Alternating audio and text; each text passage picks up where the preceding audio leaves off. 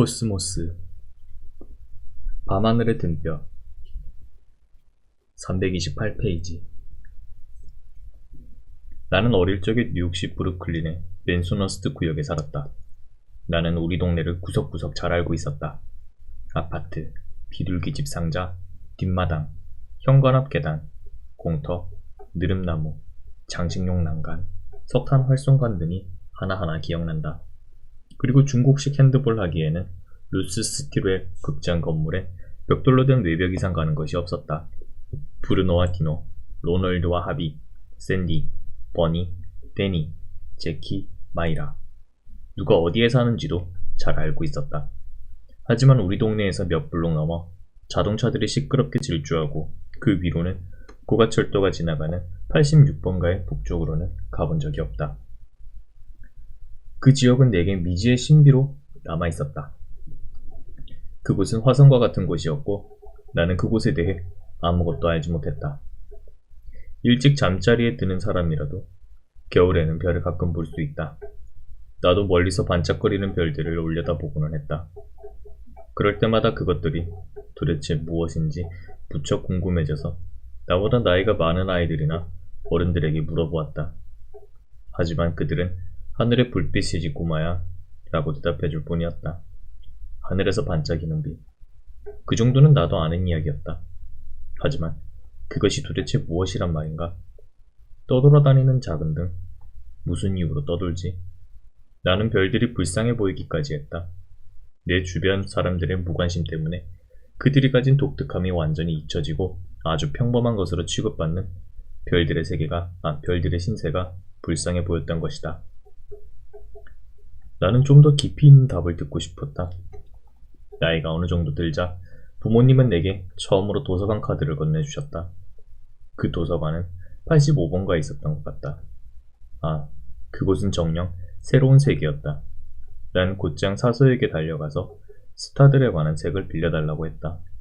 그녀는 클라크 게이블, 짐 할로와 같은 남녀의 사진이 담긴 그림책을 가져왔다. 나는 그런 책이 아니라고 했다. 나는 그녀가 왜 그 책들을 가져왔는지 이해하지 못했다. 그러자 그녀는 웃음을 짓고 다른 책을 하나 찾아다 주었다. 내가 원하던 바로 그 책들 말이다. 내가 원하던 깊이 있는 답을 찾을 때까지 나는 숨을 죽이며 그 책을 읽어 내려갔다. 그 책에는 깜짝 놀랄 만한 내용들이 많았다. 그 책은 참으로 장대한 세상에 관한 생각들로 가득했다. 그 책에 따르면 별이 태양이란다. 매우 멀리 떨어져 있기 때문에 작게 보일 뿐이라는 것이었다. 우리의 태양도 수많은 별들 중 하나이고 별과 다른 것은 그저 우리와 가깝다는 사실밖에 없다는 것이었다. 태양도 아주 멀리 가져다 놓으면 반짝거리는 빛의 점으로 보인다. 얼마나 멀리 가져가야 할까? 그때 나한테는 각도라는 개념이 없었다. 빛의 세기가 거리 제곱에 반비례한다는 법칙도 몰랐다. 별까지의 거리는 꿈에도 상상하지 못했다. 하지만 별들이 정말로 태양과 같은 존재라면 그들은 꽤나 멀리 떨어져 있는 게 틀림없다고 생각했다. 분명히 85번가보다 멀었다. 맨해튼보다 멀고 아마 뉴저지보다는 더 멀 것 같았다. 우주는 내가 상상했던 그 어떤 것보다 훨씬 더 컸다. 그 다음 나는 또 하나의 새로운 사실을 알게 됐다. 브루클린을 포함한 지구가 하나의 행성이며 태양의 주위를 돈다는 것이었다. 태양계에는 다른 행성들도 있었다. 그들도 태양 주위를 돈다고 했다. 어떤 것은 가까이서, 또 어떤 것은 멀리서. 하지만 행성은 태양처럼 스스로 빛을 내지 않고 단지 태양의 빛을 반사할 뿐이라는 것이었다. 만일 우리가 태양에서 아주 멀리 떨어져 있다면 지구와 행성들은 아예 보이지도 않을 것이다. 그들은 눈부신 태양의 광채 속에 완전히 파묻힌 채 태양광선을 반사하는 희미한 점일 뿐이다. 그렇다면 다른 별들도 아직 우리가 알지 못하는 행성들을 거느리고 있지 않을까? 그리고 이러한 행성들 중 몇몇 차는 생명이 살고 있지 않을까? 살지 말라는 법이 어디 있겠어? 그 생물은 물론 브루클린의 우리와는 다르겠지만 말이다. 그때부터 나는 천문학자가 되기로 결심했다. 별과 행성들에 대해 공부하고 가능하다면 그곳들을 방문해 보겠다고 결심했다. 이러한 엉뚱한 꿈을 격려해 주신 부모님과 선생님을 만날 수 있었던 것은 내게 아주 큰 행운이었다. 그리고 인류 역사상 처음으로 다른 세상을 실제로 탐험하고 우주를 심층 탐사할 수 있는 시대에 살 수 있게 된 것도 내게는 엄청난 행운이었다. 만일 내가 더 앞선 시대에 태어났다면 나의 의지가 아무리 강했더라도 나는 별이나 행성이 무엇인지 알 수 없었을 것이다. 또 다른 태양과 또 다른 세계가 있다는 사실도 몰랐을 것이다. 이것이야말로 우리 조상들이 인내심을 가지고 자연을 100만 년 동안이나 지속적으로 관찰하고 탐구한 결과인 것이다. 또 그들이 대담한 생각으로 대자연에서 찾아낸 중대한 비밀 중의 하나인 것이다. 별이란 무엇인가? 이러한 질문은 아기의 웃음만큼이나 자연스러운 것이다. 인류는 끊임없이 같은 질문을 반복하면서 살아왔다. 그렇지만 우리가 살고 있는 바로 이 시대의 아주 특별한 점은 이 질문에 우리가 어느 정도 그럴듯한 답을 할 수 있게 됐다는 것이다. 책과 도서관은 이러한 질문의 답을 무엇인지 밝혀주는 수단이다. 생물학에는 반복설이라는 것이 있다. 이 가설은 모든 상황에 100% 다 적용되는 것은 아니지만 생물의 발생 과정에 관해서는 비교적 잘 들어맞는다. 반복설의 핵심 내용은 개체 하나의 발생 과정이 해당 종이 겪어온 진화의 전 과정을 되풀이한다는 것이다. 나는 개개인의 지적 성숙 과정에서도 반복설이 성립한다고 믿는다. 우리는 자기도 모르는 사이에 우리의 조상들이 해온 사고의 과정들을 되풀이하면서 하나의 개인으로 성장해간다. 과학 이전의 세상, 도서관이 없었던 시대를 상상해보자. 수십만 년 전에도 인류는 현재 우리만큼이나 영리했고 지금처럼 호기심이 많았으며 오늘날과 같이 사회적 노동과 성적 관계에 연연하며 살았을 것이다. 하지만 그때는 인류사의 유명한 실험들이 수행되기 전이었고 대단한 발명들이 이루어지지도 않은 상태였다. 이를테면 호모속의 유년 시절, 즉 불이 처음 발견됐을 때를 상상해보자. 당시 사람들의 생활상은 어떠했을까? 우리의 조상들은 별을 과연 무엇이라 여겼을까? 가끔 나는 다음과 같은 생각을 하는 누군가가 그 시대에도 틀림없이 살고 있었다고 상상한다. 이제 그가 걸어온 상상의 발자취를 따라가 보자. 우리는 열매와 뿌리를 먹고 산다. 나무 열매와 잎, 그리고 죽은 짐승. 어떤 것은 그냥 있는 그대로, 그리고 또 어떤 것은 죽여서 먹는다. 우리는 어떤 것은 먹어도 되고 어떤 것은 먹으면 위험한지 알고 있다. 어떤 것은 혐한데도 죽는다. 그러한 것을 먹은 죄로 우리는 그냥 나가 떨어지는 것이다. 나쁜 짓을 일부러 한 게 아닌데도 말이다. 어쨌든 디기탈리스나 독당근을 먹으면 죽을 수 있다. 우리는 우리의 아이들과 친구들을 사랑하기 때문에 이와 같이 위험한 것들은 먹지 말라고 그들에게 단단히 주의를 준다. 사냥을 나갔을 때 우리는 짐승에게 죽임을 당할 수도 있다. 짐승의 뿔에 찔릴 수도 있다. 짓밟힐 수도, 먹힐 수도 있다. 동물이 하는 일이 우리의 생사를 좌우하기도 한다. 어떻게 행동하는가? 어떠한 자취를 남기는가? 짝짓기 때와 새끼를 치는 때, 돌아다니는 때가 언제인가? 우리는 이러한 것들을 알아둬야 한다. 아이들에게도 이러한 것들을 알려준다. 그 아이들은 또 제 아이들에게 같은 사실을 전해줄 것이다. 우리는 동물 없이 살 수가 없다. 우리는 짐승들을 쫓는다. 특히 먹을 식물이 거의 없는 겨울철에 더욱 그렇다. 우리는 여기저기 돌아다니며 사냥하고 거두고 따고 줍고 모은다. 그래서 우리 자신을 수련민이라 부른다. 우리 대부분은 하늘이나 나무 아래 그냥 쓰러져 잠들거나 아니면 나뭇가지에서 잔다. 우리는 동물의 가죽과 털을 옷으로 쓴다. 그리고 그것으로 몸을 따뜻하게 하고 알몸을 감싸고 또 어떤 경우에는 나무 같은 것에 가죽을 매달아 그물 침대로도 쓴다. 동물의 가죽으로 옷을 입으면 그 동물의 힘을 느낀다. 우리는 가젤 가죽을 입고 가젤처럼 뛴다. 곰 가죽을 입고 곰처럼 다른 동물을 사냥한다. 우리와 동물 사이를 이어주는 끈이 있다. 우리는 동물을 사냥해서 먹고 동물도 우리를 잡아먹는다. 그러므로 우리는 짐승의 일부이고 짐승은 우리의 일부이다. 우리는 생존을 위해 도구를 만든다. 어떤 사람은 좋은 돌을 잘 찾는다. 동료 중에는 돌 쪼개기, 얇게 만들기, 다듬기, 깎기, 갈기 등을 특별히 잘하는 녀석들이 있다. 어떤 돌멩이는 동물의 힘줄로 나무 자루에 묶어 도끼로 쓴다. 그 도끼로 나무를 자르거나 짐승을 죽인다. 그리고 어떤 돌은 기다란 막대에 잡아매어 창으로 사용한다. 조용히 숨어서 잘 살피다가 짐승이 가까이 다가오면 그 창으로 찌른다. 고기는 잘 상한다.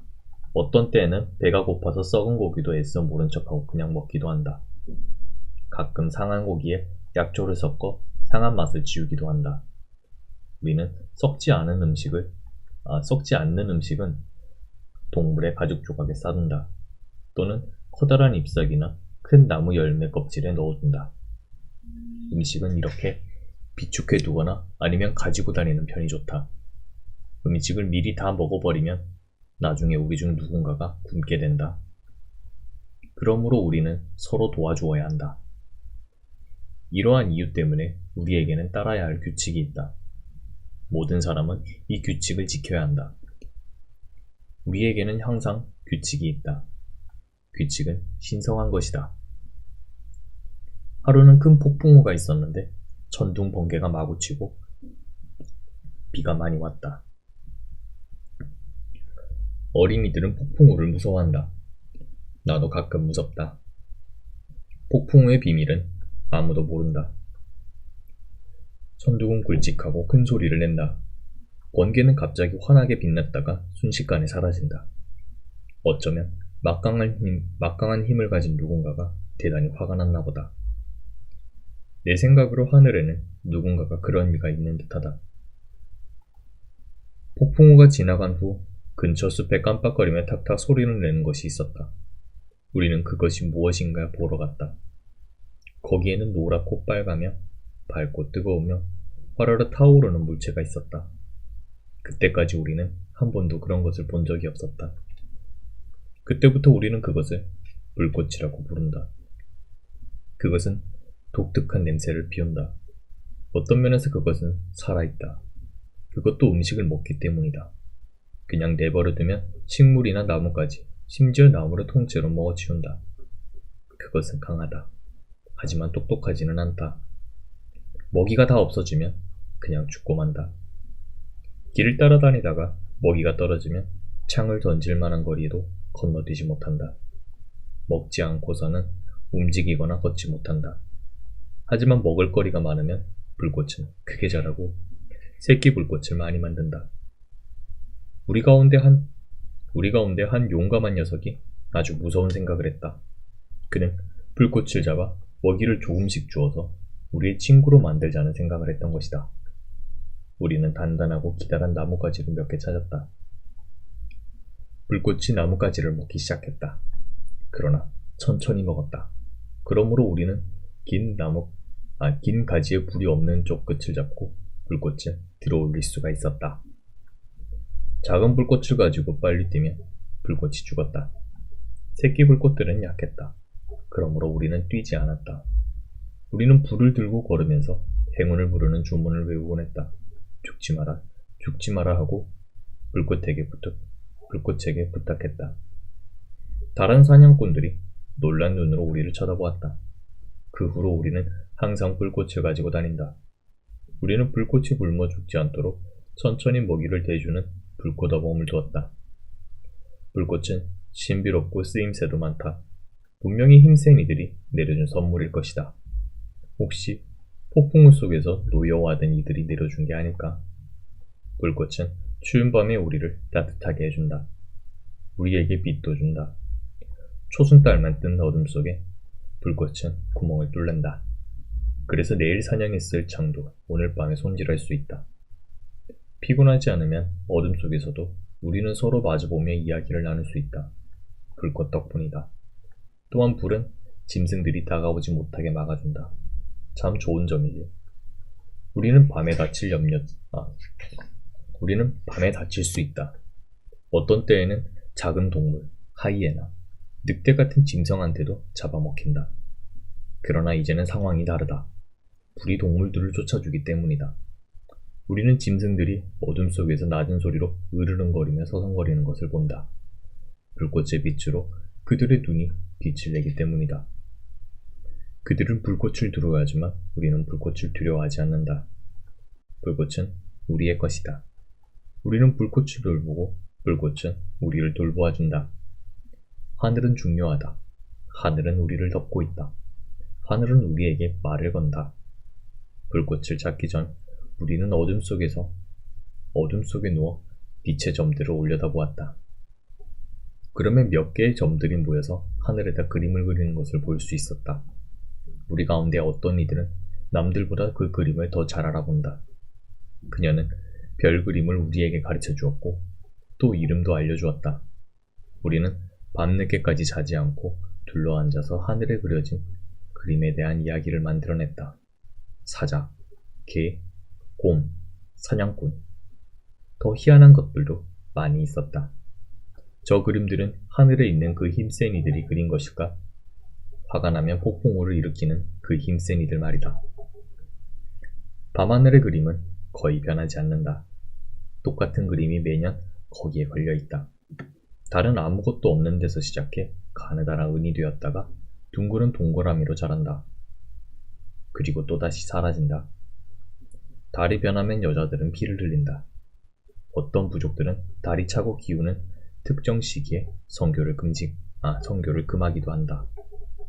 어떤 부족들은 달이 차고 이지러지는 날과 여자들이 피를 흘리는 날을 사슴뼈에 새겨둔다. 그렇게 하여 그들은 앞으로의 계획을 짤 수 있으며 그들의 규칙을 지킬 수 있다. 규칙은 신성한 것이다. 별은 아주 멀리 떨어져 있다. 언덕이나 나무 위로 올라가도 전혀 가까워지지 않는다. 그리고 구름은 우리와 별 사이를 지나간다. 별은 확실히 구름 뒤에 있다. 달은 천천히 움직이며 별 앞으로 지나가지만 나중에 보면 별이 다치지 않았음을 알 수 있다. 달은 별을 먹지 않는다. 그러므로 별들은 분명 달 뒤에 있다. 별들은 반짝인다. 그들은 기묘하고 차가우며 멀리 떨어져 있는 빛이다. 많기도 하다. 온 하늘에 널려 있다. 하지만 밤에만 하늘에 나타난다. 그들은 도대체 무엇일까? 불꽃을 발견한 후로 나는 모닥불 옆에 앉아 별에 관해 많은 상상을 하고는 했다. 한 가지 생각이 서서히 떠올랐다. 별이 불꽃이라는 생각. 그리고 또 다른 생각이 떠올랐다. 별은 다른 세상의 사냥꾼들이 밤에 피우는 모닥불이겠지. 그렇지만 별은 모닥불보다 작은 빛을 낸다. 그러므로 별은 아주 멀리 떨어진 모닥불임에 틀림없다. 하지만 친구들이 내게 물었다. 어떻게 하늘에 모닥불을 피울 수 있지? 어째서 모닥불과 불꽃 곁에 앉아있는 사냥꾼들이 우리의 발치로 떨어지지 않지? 어떻게 저 이상한 부족의 사람들은 하늘에서 떨어지지 않을까? 좋은 질문이다. 나를 괴롭히는 질문이다. 가끔 나는 하늘이 커다란 알이나 나무 열매의 껍질의 반쪽이라고 생각한다.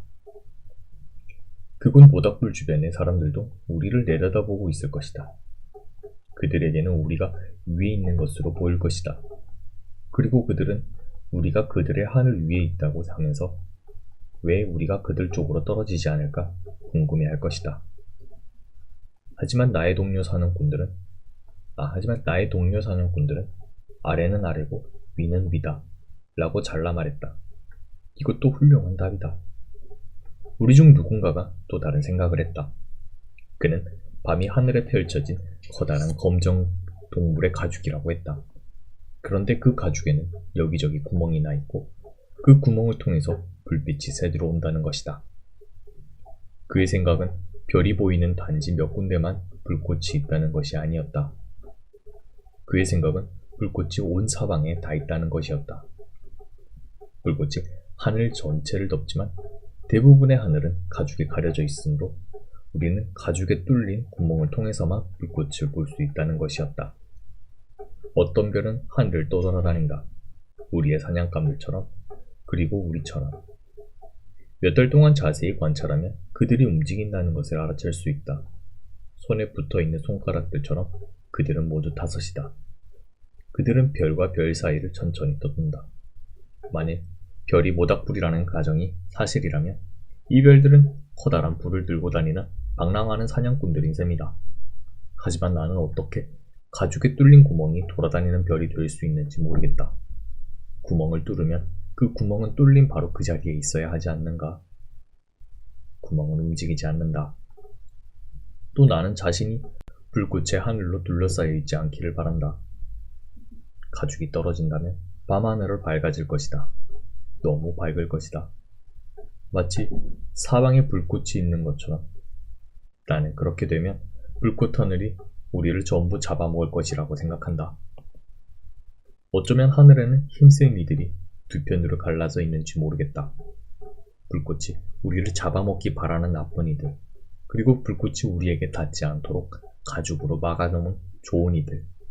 이 좋은 이들에게 어떻게 고맙다고 해야 할지 알아야겠다. 나는 과연 별이 하늘에 떠있는 모닥불인지 잘 모르겠다. 나는 별이 가죽에 뚫린 구멍인지도 모르겠다. 대단히 힘이 센 불이 우리를 내려다보는 구멍인지도 모르겠단 말이다. 어떤 때에는 이렇게 생각하다가 또 다른 때에는 저렇게 생각하게 된다. 모닥불도 구멍도 아닌 내가 알지 못하는 그 무엇인가 다른 것이라 생각했더니 모든 게 이해하기 너무 힘들어졌다. 통나무에 목을 대고 반드시 누워보자. 머리가 뒤로 젖혀진다. 그러면 오로지 하늘만 보일 것이다. 언덕도, 나무도, 사냥꾼도 안 보인다. 그저 하늘만 보인다. 어떤 때에는 하늘로 빠져 들어갈 것 같다. 만일 별들이 모닥불이라면 나는 그 주위에 있을 사냥꾼들을 만나보고 싶다. 방랑하는 자들 말이다. 그럴 때에는 하늘에 푹 빠져들고 싶다. 하지만 만약 별들이 가죽에 뚫린 구멍이라면 나는 두렵다. 구멍을 통해 하늘에 빠져들어 힘센 불꽃 속으로 들어가기가 싫기 때문이다.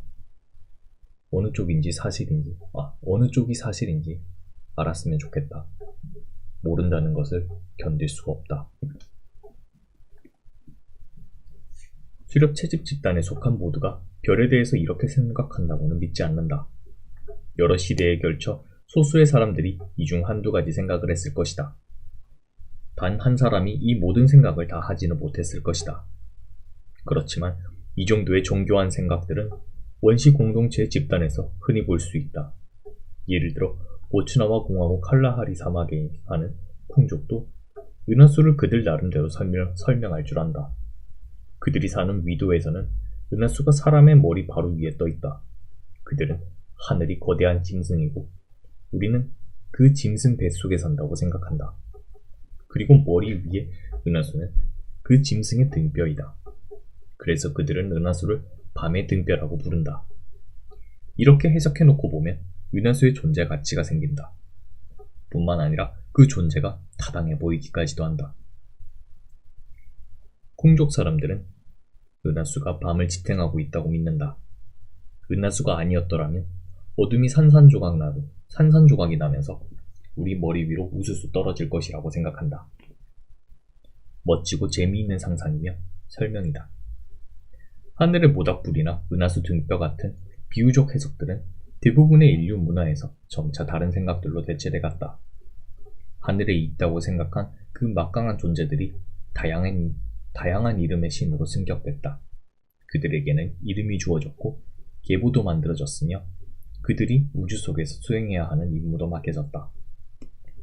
인간이 염려하는 모든 일을 관장하는 남신 또는 여신이 정해졌다. 신들이 자연을 다스렸다. 신들이 직접 개입하지 않는 이상 아무 일도 일어날 수 없었다.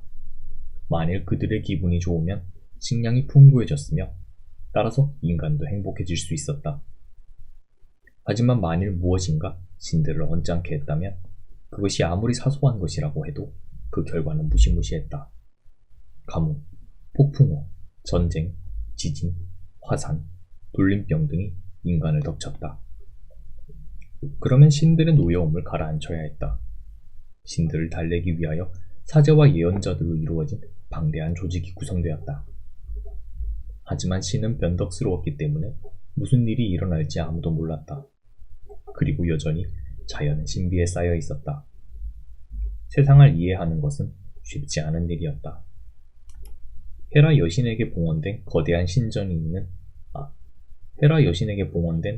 신전이 에게해에 있는 사모스 섬에 세워졌다. 헤라 신전은 고대의 불가사의 중 하나였다. 그러나 지금은 거의 남아있지 않다. 헤라는 처음 데뷔했을 때 하늘의 여신이었다. 또 아테네 여신처럼 헤라 여신도 사모스의 소신이었다. 훨씬 뒤에 헤라는 올림포스 신의 우두머리인 제우스와 결혼한다.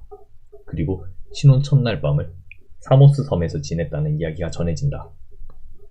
그리스 종교의 가르침에 따르면 이때 헤라의 유방에서 힘차게 뿜어져 나온 젖이 밤하늘에 흘러서 빛을 내는 띠가 됐다고 한다.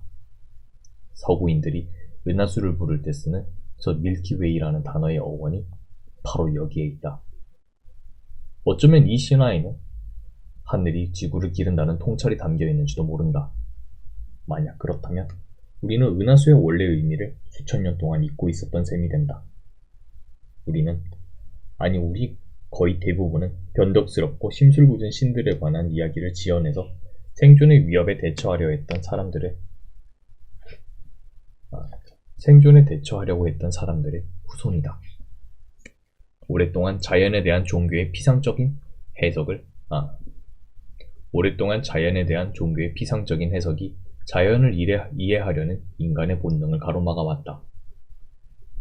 호메로스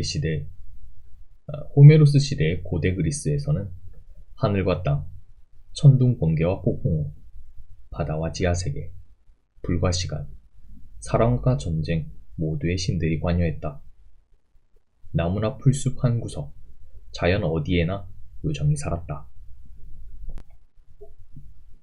수천 년 동안 인류를 억눌러온 생각은 이 우주가 눈에 보이지 않고 이해할 수도 없는 신 또는 신들이 실을 당겨 조종하는 꼭두각시 연극이라는 생각이었다. 이런 생각에 사로잡힌 사람들이 여전히 우리 주위에 살고 있다. 그러다가 2500년 전 이오니아에서 새로운 깨달음의 기운이 일기 시작했다. 이 깨달음의 진원지는 사모스 섬이었다. 그리고 동부 에게해 주변의 섬과 해안가에 번성하기 시작한 그리스령의 식민지가 이 깨달음의 진앙이었다. 배들의 왕래가 활발한 무역의 중심지에서 모든 것이 다 원자로 이루어져 있다고 믿는 사람들이 생겨나기 시작했다.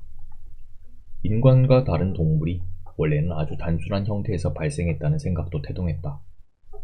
질병은 악마나 신이 만든 것이 아니라는 깨달음도 도배를 들었다. 지구는 단지 태양 주위를 도는 행성이라고 믿는 사람들이 생겨났다. 그들은 별이 매우 멀리 떨어져 있다는 사실도 깨달았다. 이러한 사고의 혁명을 통해서 사람들은 혼돈에서 질서를 읽어내기 시작했다.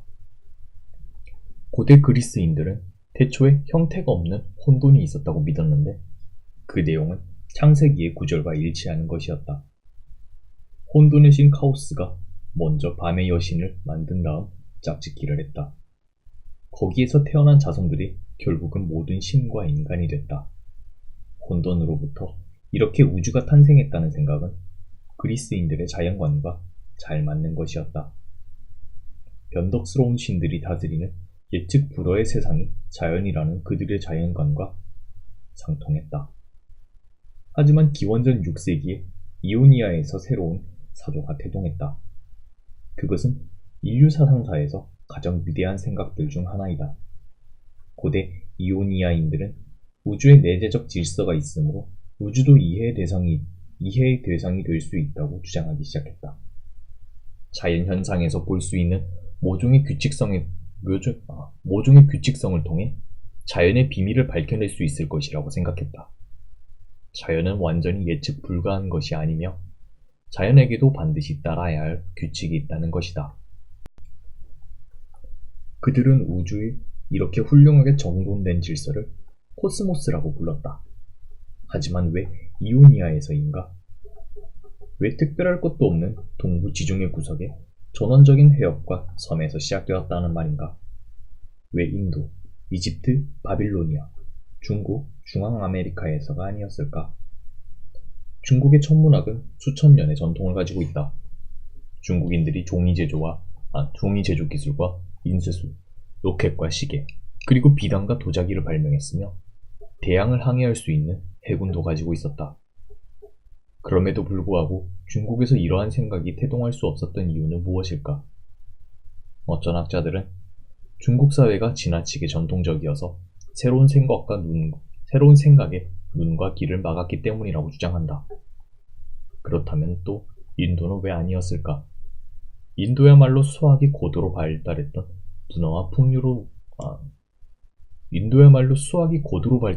문화와 풍요로운 삶을 누렸던 나라가 아니었던가? 몇몇 역사가를 포함해서 사람들은 인도인들이 우주를 생과 사가 영원히 반복되고 영혼들과 우주들이 끝없이 순환하면 모든 것이 아주 정해져 버려서 새로운 것이라고 아무것도 찾아볼 수 없는 세상으로 생각했기 때문에 그랬다고 생각한다. 마야나 아스텍 사회에서는 왜 또 아니었던가? 그들은 천문학 수준도 상당했고 인도인들처럼 거대한 수에 매혹되어 있지 않았던가? 어떤 역사가들의 견해에 따를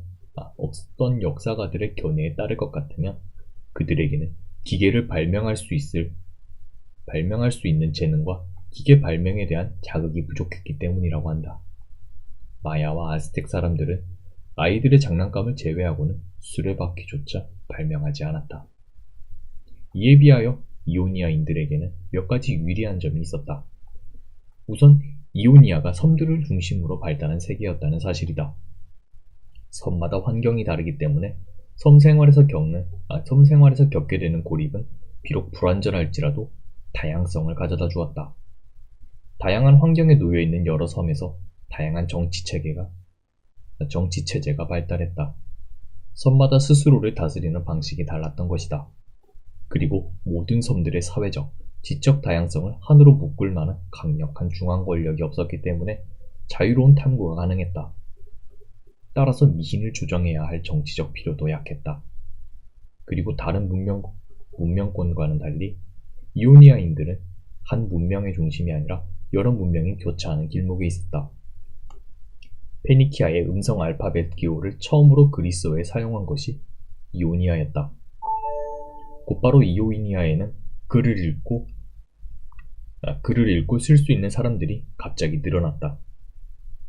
더 이상 글을 읽고 쓰는 게 사제나 서기만의 전유물이 될 수 없었다. 그리고 많은 사람들의 생각이 검토와 논의의 대상이 되기 시작했다. 정치적 권력은 상인들의 손에 있었고 상인들은 번영의 성패가 달려있는 기술 개발에 적극적이었다. 동부 지중해 연안은 이집트와 메소포타미아의 위대한 문화를 포함하여 아프리카, 아시아, 유럽의 문화가 한데 만나서 교차 배양되던 곳이었다. 그리고 각종 편견, 다양한 언어, 각기 다른 문화의 배경을 둔 사상, 그리고 수많은 신들이 각축하며 서로에게 좋은 영향을 주고 있었다. 당신이라면 동일한 역할을 수행한다고 주장하는 여러 신들의 대결 현장에서 과연 어떤 입장을 취할 수 있겠는가? 바빌로니아의 마르두크와 그리스의 제우스가 자신이 하늘의 신이며 신들의 왕이라고 각기 우겨댄다. 그렇다면 당신은 마르두크와 제우스가 동일한 신이라고 판단할지 모르겠다. 또는 둘이 아주 다른 속성의 신이기 때문에 둘 중 하나는 사제가 꾸며낸 것뿐이라고 추론할 수도 있다. 어디 그뿐이겠는가? 하나가 꾸며낸 것이라면 둘 다 꾸며낸 것일 수도 있지 않겠는가? 이런 의심을 바탕으로 신을 가정하지 않고 세상을 알 수 있는 방법이 있지 않을까 하는 깨달음이 바로 이 지역에서 일기 시작했다. 참새 한 마리 떨어지는 것까지 제우스의 뜻으로 돌릴 수 없지 않은가? 이오니아인들은 세상을 이해할 수 있는 원리와 힘, 그리고 자연의 법칙이 있을 것이라고 생각하기에 이르렀다. 중국과 인도, 메소포타미아에도 시간이 좀 더 주어졌더라면 그들도 과학과 만났을 것이다. 문화는 일정한 박자와 일정한 방식으로 발전하지 않는다. 문화는 서로 다른 시기에 일어나며 서로 다른 속도로 발전한다. 과학적 세계관은 우리 뇌의 가장 고등한 부분과 잘 들어맞고 그 부분을 아주 잘 설명하며 또 그 부분과 훌륭하게 조화를 이루기에 지구상이 그 어떤 문화권이라도 내버려 둔다면 언젠가 과학을 발견하게 될 거 말 것이다. 다만 한 문화가 다른 문화보다 과학과의 만남에서 앞서거나 뒤설 뿐이다. 그래도 최초는 있다. 그것이 바로 이오니아였다. 과학은 이오니아에서 태어났다. 인류 사상사에서 위대한 혁명이 기원전 600년과 400년 사이에 일어났다. 혁명의 열쇠는 손이었다. 이오니아의 뛰어난 사상가들 중에는 항해사, 농부, 직주공의 자식들이 있었다. 그들은 손을 써서 물건을 주무르고 고치고 만드는 일에 익숙했다. 다른 나라의 사제들이나 서기들은 부유한 집안에서 태어나 사치 속에서 자라서 손을 더럽 일을 싫어했지만 이오니아인들은 그 근본부터 그들과 달랐다. 그들은 미신을 배척하고 세상을 놀라게 하는 일들을 해냈다. 많은 경우 우리는 그 당시 이오니아에서 어떤 일이 일어났었는지를 단편적이거나 간접적인 이야기를 통해서만 알고 있다. 그리고 당시에 사용된 은유가 오늘날의 우리에게는 낯선 것이라 이오니아에서 벌어진 일들을 명료하게 알기 힘들다. 게다가 몇 세기 지나지 않아 이오니아에서 탄생한 새로운 통찰을 억압하려는 조직적인 시도가 있었다. 조직적인 시도가 시작되었다. 공교롭게도 우리는 이것은 잘 알고 있다. 이런 이유들 때문에 우리는 새로운 깨달음의 주인공들에게 직접 다가갈 수가 없다. 어떻든 혁명적 사고의 주인공들은 오늘날 우리 대부분에게는 생소하게 들릴지 모르는 그리스 이름을 가진 사람들이었다. 이들이야말로 인류의 문명과 인간 정신 발달에 진정한 기여를 한 위대한 개척자들이었다. 이오니아의 첫 번째 과학자는 밀레투스의 탈레스였다. 밀레투스는 좁은 해역을 두고 사모스 섬 건너편에 있는 아시아의 한 도시이다. 그는 이집트를 두루 여행했고 바빌로니아의 지식에도 정통했다. 전설에 따르면 그는 일식을 예측할 수 있었다고 한다. 탈레스는 피라미드 그림자의 길이와 수평선 위에 떠오른 태양의 고도를 이용하여 피라미드의 높이를 쟀다. 오늘날에도 달 표면에 있는 산들의 높이를 잴 때 똑같은 방법을 쓴다. 3세기 후 유클리드가 정리의 형식으로 기술한 기하학의 여러 성질들을 탈레스가 이미 증명했다는 이야기도 있다. 그러니까 탈레스는 유클리드의 기하학을 유클리드보다 먼저 증명한 인물로 통한다. 예를 들어 이등변 삼각형의 두 밑각이 같다는 정리들 말이다. 따지고 보면 탈레스는 유클리드로 연결되고 유클리드는 아이작 뉴턴으로 이어진다. 왜냐하면 뉴턴이 1663년 스투어 브리지 박람회에서 구입한 책 중에 유클리드의 기하학 원론이 들어있었기 때문이다. 스투어 브리지에서 산 책이 뉴턴과 탈레스를 이어주고 결국 현대 과학기술을 탄생시킨 중대한 계기를 낳았다. 여기에서 우리는 인류의 지적 노력의 역사 속에서 면면이 이어지는 탈레스, 유클리드, 뉴턴의 연속성을 확인할 수 있다. 탈레스는 신들의 도움을 빌리지 않고 세상을 이해하려고 노력했던 인물이다. 바빌로니아인들처럼 그도 세상의 한때 물이었다고 믿었다. 바빌로니아인들은 마른 땅을 설명하기 위해 마르두크가 물 위에 멍석을 깔고 그 위에 흙을 쌓아 놓았다는 식의 설명을 내놓았다.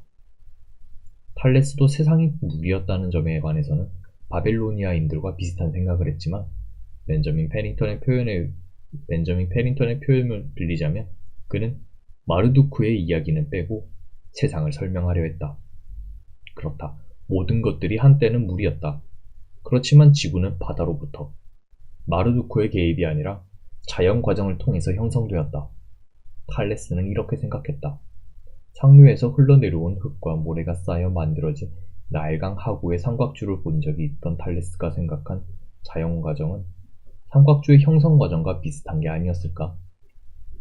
물론 탈레스는 물이 모든 물질을 물은 물질의 근본을 이루는 공통의 원리라고 생각했다.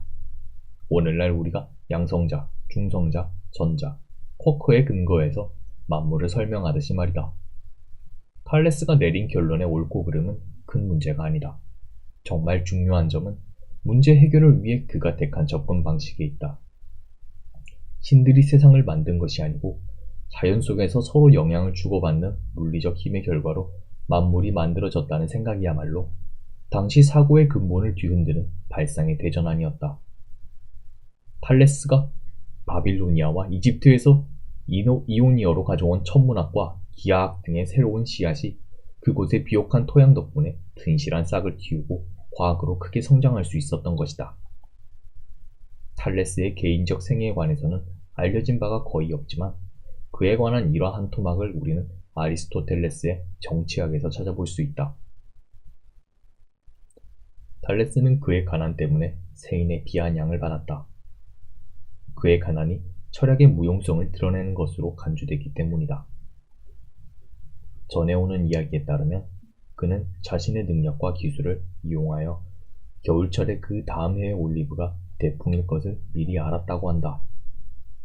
미천이 두둑하지 않던 그는 자기가 갖고 있던 얼마 안 되는 돈을 들여 키오스와 밀레투스에 있는 올리브 기름틀의 사용권을 모두 예약해 두었다. 아직 올리브의 수확철이 아니어서 기름틀을 사용하겠다고 그와 경합하는 사람들이 없었으므로 그는 매우 싼 값으로 모든 기름틀의 사용권을 확보할 수 있었다. 수확기가 다가오자 기름틀을 찾는 이들이 갑자기 늘어났다. 한마디로 기름틀의 사용료는 부르는 게 값이랬다. 탈레스는 기름틀의 사용료를 멋대로 올려 엄청난 돈을 벌 수 있었다. 그리하여 철학자가 마음만 먹으면 쉽게 돈을 벌 수 있다는 사실을 세상 사람들에게 증명해 보였던 것이다. 하지만 철학자들의 관심은 돈이 아니라 다른 것에 있다는 점도 세상 사람들에게 가르쳐줬다. 탈레스는 정치의 현인으로도 유명하다. 그는 밀레투스 사람들을 잘 설득하여 리디아의 왕 크로이소스의 동화 정책에 저항하는 데 큰 성공을 거두었다. 그러나 연합전선을 펴서 리디아에 저항하자고 이오니아의 모든 선국가들을 설득하는 데에는 실패했다. 탈레스의 친구이자 동료인 밀레투스의 아낙시만드로스는 연구에서 실험의 중요성을 인식했던 최초의 인물이었다. 아낙시만드로스는 수직으로 세워놓은 막대기의 그림자가 이동하는 것을 관찰하여 일련의 길이를 정확하게 측정했고 계절의 시작과 끝도 제대로 알아내었다. 오랜 세월 상대방을 때리고 찌르는 물기로만 사용되어 막대기가 아낙시만드로스 덕분에 처음으로 훌륭한 시간 측정 도구로 활용된 셈이다. 그는 그리스에서 최초로 해시계를 만든 사람이었고 당시까지 알려진 세상을 지도로 표현하고 별자리의 모양을 나타내는 천구도를 만든 최초의 인물이기도 하다. 훨씬 오래전부터 내려오던 생각이었겠지만 그는 해, 달, 별이 천구 위에서 움직이는 구멍을 통해 보이는 불이라고 믿었다. 그는 지구가 하늘에 매여 있거나 지지받지 않고 대신 우주의 중심에 고정되어 있다는 주장을 폈다. 왜냐하면 지구가 천구 위의 모든 지점에서 등거리에 있으므로 지구를 움직일 수 있는 힘이 없기 때문이라는 것이었다.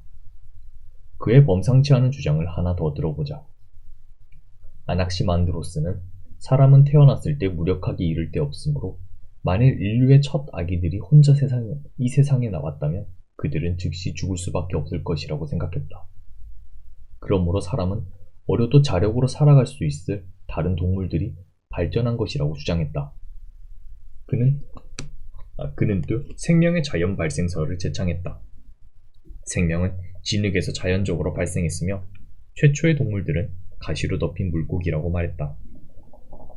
이 물고기들의 후손 중 일부가 물을 버리고 무트로 올라오고 한 형태에서 다른 형태로의 변이를 통해 다른 동물로 진화했다는 것이다. 그는 무한히 많은 수의 세계가 있다고 믿었다. 그 세계 모두의 생명이 서식하고 그들은 소멸과 재생을 반복한다고 생각했다. 나중에 성 아우구스티누스는 그의 주장을 보고서 아낙시만드로스는 달레스 이상으로 이 끊임없는 활동들이 신성한 분의 뜻에서 비롯됐음을 생각지 못했다. 라고 슬픈 듯이 한탄했다. 기원전 540년경 사무스 섬에는 폴리크라테스라는 참주가 정권을 쥐고 있었다. 그는 젊었을 때 섬과 섬을 돌아다니며 식량을 조달해주는 운송인으로 시작하여 나중에는 국제 해적이 된 인물로 추정된다. 폴리크라테스는 예술, 과학, 공학에는 인색하지 않은 후원자였지만 자기 나라 사람들을 억압하고 주변국들과 전쟁을 일으키는 폭군이었다. 당연히 그는 침략을 받을까 두려워했다. 그 까닭에 그는 자기 나라 수도 주위에 길이 6km의 거대한 성벽을 둘러 요새를 구축했다. 그 성벽의 유적이 오늘날까지 남아있다. 멀리 수원지로부터 요새 안으로 물을 대기 위해 거대한 터널을 파괴했는데 그 터널은 길이가 1km나 되는 산을 관통했다. 산의 양쪽 끝에서 파기 시작한 두 개의 구멍이 터널 중간에서 거의 정확하게 서로 만났다. 터널 공사가 완성되기까지 15년이 걸렸다. 이 공사의 성공이야말로 당시 토목 기술의 우수성을 보여주는 증거인 동시에 이오니아인들의 놀라운 실용적인 능력을 드러내는 것이라 하겠다. 하지만 이 사업 성공에 이면에는 어두운 측면도 있었다. 그 거대한 터널은 쇠사슬에 묶인 노예들이 건설한 것이었다. 그리고 많은 수의 노예들은 폴리크라테스의 해적선이 잡아온 사람들이었다. 당시는 테오도루스의 시대였다. 테오도루스는 그 시대 공학 기술의 거장이며 열쇠와 자물쇠, 목수용 곱자, 수중기, 지렛대, 선반, 청동 주조 기술, 중앙난방법 등의 발명가로 그리스인들 사이에서 널리 존경받는 인물이다. 그런데 왜 이 사람의 기념비는 찾아볼 수 없을까? 자연의 법칙에 대해 꿈꾸고 심사숙고하던 당시의 이론가들은 공학자나 기술자와 자주 대화를 나누며 지냈다. 그리고 이론가는 대부분 기술자를 겸했다. 이렇게 그리스 사회에서는 이론과 실제가 함께했던 것이다. 이와 비슷한 시기에 근처 코스 섬에서는 히포크라테스가 그의 의학 전통을 세우고 있었다. 오늘날에는 히포크라테스 선서 하나를 제외하면 그가 세운 의학의 전통에 대해서 알려진 바가 그리 많지는 않다. 그가 세운 의학의 전통은 실용적이고 효율적이었던 것이었다. 그리고 그의 의술이 물리학과 화학에 기반을 두어야 한다고 강조했다. 그는 의술이 물리학과 화학에 기반을 두어야 한다고 강조했다. 하지만 히포크라테스의 전통에는 이론적인 내용도 많이 있었다. 예를 들어 그가 저술했다는 고대 의술에 관하여를 보면 그의 생각을 엿볼 수 있다. 사람들이 간지를 신이 내린 것으로 여기는 이유는 그 병의 정체를 이해하지 못했기 때문이다. 그러나 이해하지 못하는 것들을 모두 신이 내렸다 여긴다면 그 목록에 어디 끝이 있겠는가? 시간이 흐름에 따라 이오니아적인 과학적 사고방식은 실험의 기법들과 함께 그리스의 전역에 거쳐 이탈리아, 시칠리아 섬에까지 퍼져나갔다. 아무도 공기의 존재를 믿지 않던 시기가 있었다. 당시 사람들도 사람이 호흡을 한다는 것은 알고 있었다. 하지만 바람이 신의 숨소리라고 생각했지 공기가 눈에 보이지 않는 정적인 물질이라는 생각은 하지 못했다. 공기에 대한 실험을 최초로 했다고 기록에 나오는 인물은 기원전 450년경 활약했던 엠페도클레스라는 이름의 의사이다. 그가 자신을 신이라고 주장했다는 기록이 남아있는데 이것은 그가 지나치게 영리했기 때문에 주위 사람들이 그를 신으로 여겼다는 이야기일 것이다. 엠페도클레스는 빛이 매우 빠른 속도로 이동하지만 그렇다고 무한히 빠른 것은 아니라고 믿었다. 그리고 예전에 지구상에는 지금보다 훨씬 더 많은 종류의 생물들이 살았다고 가르쳤다. 그리고 그중 많은 생물들이 자손을 보지 못해 멸종했음에 틀림없다. 왜냐하면 현존하는 모든 종들을 보면 그들 나름의 재주 또는 특별한 용기 아니면 민첩함 등의 특성을 가지고 태어난다. 이렇지 못한 종은 자신들의 생존을 보장할 수 없었을 것이다. 라고 이야기했다. 유기생물이 자신이 처한 환경에 훌륭히 적응하는 모습을 설명하려는 이와 같은 시도를 볼 때 엠페도클레스는 아낙시만드로스와 데모크리토스와 같이 자연 선택에 따른 진화라는 다윈의 위대한 생각의 일면을 분명히 다윈보다 앞서 구상할 수 있었던 인물이라고 할 수 있다. 엠페도클레스가 사용한 실험기구는 사람들이 일상에서 수세기 동안 사용해오던 가지도구였다. 예를 들어 물시계 또는 물도독이라는 기구를 이용한 실험을 통해서 중요한 결론에 이르렀다. 물도둑은 끝이 열려있는 가늘고 긴 대롱이 놋쇠공에 붙어있고 놋쇠공 밑에는 작은 구멍들이 여러 개 뚫려있는 물건으로서 일반 가정의 부엌에서 국자 대용으로 쓰였던 것이다. 물도독을 물속에 담가 놋쇠공 안에 물을 가득 채운다면 대롱 끝을 연체로 물에서 꺼내면 밑에 뚫려있는 구멍을 통해 물이 가는 빗줄기처럼 쏟아져 나온다. 그러나 대롱의 끝을 엄지손가락으로 제대로 막은 다음 꺼내면 손가락을 빼지 않는 한 물은 놋쇠공 안에서 흘러나오지 않는다. 또 엄지손가락으로 대롱 끝을 막은 채로 놋쇠공을 물속에 담가보면 물은 놋쇠공 안에 채워지지 않는다. 무언가가 물이 놋쇠공 안으로 들어가지 못하게 막고 있는 것이다. 그렇지만 그 무언가는 보이지 않는다. 그렇다면 그것이 도대체 무엇이란 말인가? 엠페도클레스는 그것이 공기일 수밖에 없다고 설명했다. 그는 우리가 볼 수 없는 그 무엇인가가 압력을 미칠 수 있다고 생각했다. 내가 멍청하게도 대롱 끝을 엄지손가락으로 막은 채 물도독을 물에 넣는다면 그 안에 들어있던 공기가 물이 용기 안으로 들어가지 못하게 막을 것이었다. 이렇게 해서 엠페도클레스는 눈에 보이지 않지만 존재하는 것을 발견할 수 있었다. 그는 공기가 너무 작게 나눠져 있어서 하나의 형태로 보이지 않을 뿐이지 공기도 물질임에 틀림이 없다고 생각했다. 전해지는 바에 따르면 엠페도클레스는 미쳐서 스스로 신이라 여긴 나머지 에트나 대화산의 칼데라 꼭대기에서 뛰어내려 용암에 빠져 죽었다고 한다. 하지만 나는 그가 매우 용감한 지구물리학자였다고 상상해본다. 그의 죽음은 생명을 무릅쓴 관측 중에 일어난 실족사였을 것이다. 원자의 존재에 대한 이러한 낌새와 단서가 데모크리토스에 와서 더욱 구체화됐다. 그는 북부 그리스 이오니아의 식민지 아브데라의 출신이다. 당시 아브데라라는 도시는 그리스인들의 웃음거리였다. 만약 기원전 430년에 당신이 아브데라 사람에 대한 이야기를 했다면 틀림없이 상대방은 웃음을 터뜨렸을 것이다. 아브데라는 오늘날로 치면 뉴욕의 슬럼가인 브루클린과 같은 곳이었다. 데모크리토스에 있어 삶은 세상을 즐기고 온 세상을 이해하는 것이었다. 그에게 이해는 곧 즐거움이었다. 그는 축제 없는 인생은 여관이 없는 긴 여정과 같다 라고 이야기한 적이 있다. 데모크리토스가 아브데라 출신이었을지는 모르지만 그는 결코 바보가 아니었다. 그는 수많은 세계들이 우주에 두루 퍼져 있는 물질에서 동시다발적으로 태어나 진화를 거쳐 결국은 쇠퇴하게 된다고 믿었다. 운석 충돌 때문에 생긴 구덩이의 존재를 아무도 모르던 당시에 데모크리토스는 이렇게 태어난 세계들이 이따금씩 서로 충돌할 것이라고 예상했다. 우주의 어둠 속을 홀로 헤매는 세계들이 있는가 하면 여러 개의 태양이나 달을 동반하는 세계들도 있다고 상상했다. 우주에는 동물도, 식물도, 심지어 물도 없는 세계들이 있는가 하며 생명의 서식이 가능한 다른 세계도 있다고 믿었다.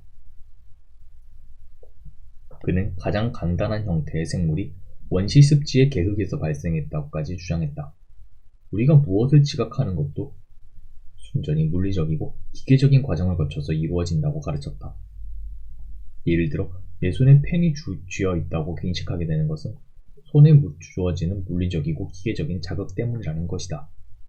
또 생각과 감각은 물질이 아주 세밀하고 복잡한 방식으로 모아졌을 때 나타난 물질의 속성이지 신이 물질에 불어넣은 영혼의 속성은 아니라고 이야기했다. 데모크리토스가 만들어낸 원자라는 단어는 그리스어로 자를 수 없다라는 뜻이다. 원자는 궁극의 입자로서 원자를 더 작은 조각으로 쪼개려는 시도는 결코 이루어질 수 없다라는 뜻이 이 한 단어에 담겨 있다. 그는 물체는 복잡하게 얽힌 원자의 집합이라고 생각했다. 심지어 우리 자신도 그렇다는 것이다. 데모크리토스는 원자와 빈 공간을 제외하면 아무것도 없다 라고까지 주장했다. 그의 논지에 따르면 칼로 사과를 자를 때 칼날은 원자들 사이에 빈 공간을 통과한다. 사과에 칼날이 통과할 빈 공간이 없다면 칼은 더 쪼개질 수 없는 원자를 만나게 되므로 결국 사과는 잘라질 수 없게 될 것이다. 예를 들어 원뿔 같은 것을 잘라서 만든 두 단면을 비교해보자. 노출된 넓이가 같은가? 데모크리토스는 아니라고 말했다. 원뿔의 경사 때문에 한쪽 단면이 다른 단면보다 살짝 더 작아지기 때문이다. 만약 두 넓이가 같다면 원뿔이 아니라 원기둥일 것이다. 그렇지만 아무리 날카로운 칼로 완벽한 의미의 원기둥을 자른다고 해도 잘린 두 조각의 단면은 서로 같을 수가 없다고 주장했다. 왜? 매우 작은 원자적 규모에서 보면 물질은 어쩔 수 없이 울퉁불퉁한 구조를 하기 때문이다. 이러한 미세한 규모의 울퉁불퉁함을 데모크리토스는 원자의 세계로 인정했다. 그가 전개한 원자놀이, 오늘날 우리가 받아들이는 원자의 개념에 딱 들어맞는 것은 아니지만 그의 논지는 창의성이 풍부하고 하나같이 정연한 논리에 바탕을 두고 있으며 일상의 경험에서 우러난 것이었다. 그리고 이러한 논지를 통해서 그가 도출한 결론은 근본적으로 모두 옳았다. 이와 관련해서 데모크리토스는 원뿔 또는 피라미드의 부피를 계산하는 방법을 고안했다. 그는 점점 넓이가 좁아지는 지극히 얇은 판들을 밑바닥에서 꼭대기까지 쌓아 올리면 원뿔이나 피라미드를 만들 수 있다고 여기고 얇은 판들의 부피를 더하면 피라미드랑 원뿔의 부피를 계산할 수 있다고 생각했다. 현대 수학에서 극한의 원리라고 불리는 문제를 데모크리토스는 이런 식으로 기술했던 것이다. 그는 이렇게 해서 미적분의 문턱에까지 간 셈이었다. 미분과 적분은 세상을 이해하기 위한 기본 도구로서 문헌상으로는 아이작 뉴턴이 처음 개발한 것으로 알려져 있다. 하지만 데모크리토스의 연구 결과는 거의 완전히 파기되고 말았다. 그렇지만 않았더라면 이미 예수 시대에 미적분법이 사용되고 있었을 것이다. 데모크리토스는 그 안에 있는 별을 하나하나 분간해 볼 수는 없지만 은하수가 수많은 별들이 모여서 이루어진 별들의 집단이라는 사실을 이미 알고 있었다. 이러한 사실을 1750년에 와서야 비로소 알게 된 토머스 라이트는 데모크리토스의 해안에 경악을 금치 못하면서 이렇게 이야기했다. 천문학이 광학기술의 발전의 덕을 보기 훨씬 전부터 데모크리토스는 흔히들 말하는 이성의 눈만 가지고도 무한의 심연을 충분히 꿰뚫어 볼 수 있었다. 그러므로 그는 후대에 더 유리한 조건에서 능력 있는 천문학자들이 이룩한 수준에 이미 오래전에 도달했던 셈이었다. 데모크리토스의 사고력이야말로 헤라의 젖을 극복하고 밤하늘의 등별을 뛰어넘어 하늘 높이 치솟아 올랐던 것이다. 데모크리토스는 어떻게 보자면 독특한 인물이었다. 그는 여자, 아이들, 성과 담을 쌓고 살았다. 자신이 사고할 수 있는 생각을 그러한 것들에게 빼앗긴다고 생각했기 때문이다. 그렇지만 그는 우정을 소중하게 여겼고 즐거움을 인생의 목표로 삼았으며 열정의 정체와 기원에 관한 철학적 고찰에 많은 시간을 투자했다. 그런가 하면 소크라테스를 만나서 아테네까지 갔지만 부끄러운 나머지 자기소개도 하지 못했다. 그는 히포크라테스와 절친한 사이였으며 물질계의 아름다움과 우아함을 경외했다. 데모크리토스는 독재 아래의 부유한 삶보다 민주주의 사회에서의 가난한 삶을 택하겠노라고 했다. 그는 자신의 시대를 지배하던 종교인들을 모두 악이라고 판단했으며 불멸의 영혼이나 둘멸의 신 따위는 존재하지 않는다고 확신했다. 원자와 빈 공간을 제외하면 아무것도 없다. 데모크리토스가 자신의 사상 때문에 박해를 받았다는 기록은 없다. 하기야 아브데라 출신이었던 점이 그에게 유리하게 작용했을 수도 있겠다. 그러나 그의 시대에 와서 새로운 견해에 대한 관용의 정신이 서서히 쇠퇴의 길을 걷더니 종국에는 모두 사라져서 전통적 사고에서 벗어나는 생각을 하는 사람들이 처벌을 받기 시작했다. 오늘날에는 그리스의 1000 드라크마 지폐에 그의 초상이 임세되는 등 높이 평가되고 있지만 데모크리토스가 살아있을 당시에는 그의 통찰은 억압당했고 그 후 역사에서도 그의 영향력은 의도적으로 과소평가됐다. 신비주의가 득세하기 시작했던 것이다. 아낙사고라스는 기원전 450년경 아테네에서 활약했던 이오니아 출신의 실험가였다. 그는 부자였지만 재화에 관심이 없었다. 그의 삶은 과학에 대한 열정으로 가득했다. 인생의 목적이 무엇이냐는 질문에 그는 태양, 달, 하늘에 관한 탐구라고 답했다. 그것은 정말 천문학자들에게 어울리는 대답이었다. 그는 아주 재치 있는 실험도 많이 했다. 예를 들어 그는 크림같이 하얀 액체 한 방울을 주전자에 떨어뜨려 주전자 가득 들어있는 포도주와 같이 어두운 색깔의 액체를 눈에 띌 정도로 희게 만들지 못한다는 사실을 보여준 다음 비록 감각적으로 직접 감지할 수 없을 정도의 미소한 변화라고 하더라도 잘 설계된 실험을 통하면 그 변화를 알아낼 수 있다고 주장했다. 아낙사고라스는 데모크리토스만큼 과격하지는 않았지만 철저한 물질주의자라는 점에서 그와 궤를 같이 했다. 소유물을 중히 여긴다는 뜻에서가 아니라 물질이 세계를 지탱하는 근본이라는 뜻에서 그들은 물질주의자였다. 아낙사고라스는 모종의 정신적 요소는 믿었지만 원자의 존재는 믿지 않았다.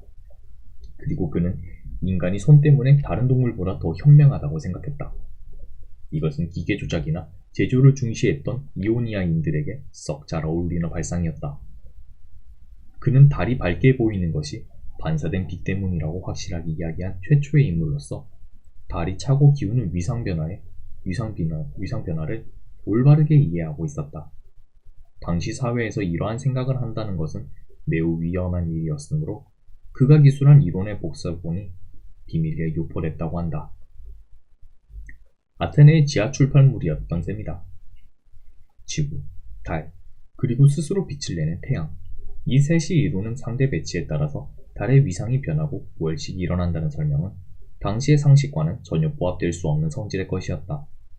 그리고 두 세대 후 아리스토텔레스의 위상변화와 월식은 달의 내적 특성이라는 설명이 고작이었다. 이것이야말로 말장난에 불과한 설명 아닌 설명이었다. 당시 사람들은 태양과 달이 신이라고 믿었다. 그런데 아낙사고라스는 태양과 별이 불타는 돌이라고 생각했다. 별이 우리에게서 아주 멀리 떨어져 있기 때문에 우리가 그 열기를 느끼지 못할 뿐이라는 것이었다. 그는 또한 달에는 산이 있으며 거주자가 있다고 생각했다. 그는 태양이 아주 큰 존재로부터 남부 그리스의 3분의 1인 펠로폰네소스 반도보다 크다고 주장했다. 하지만 그의 생각에 비판적 시각을 가졌던 사람들은 그의 이러한 추정을 지나친 것이고 바보스러운 것이라고 평가했다.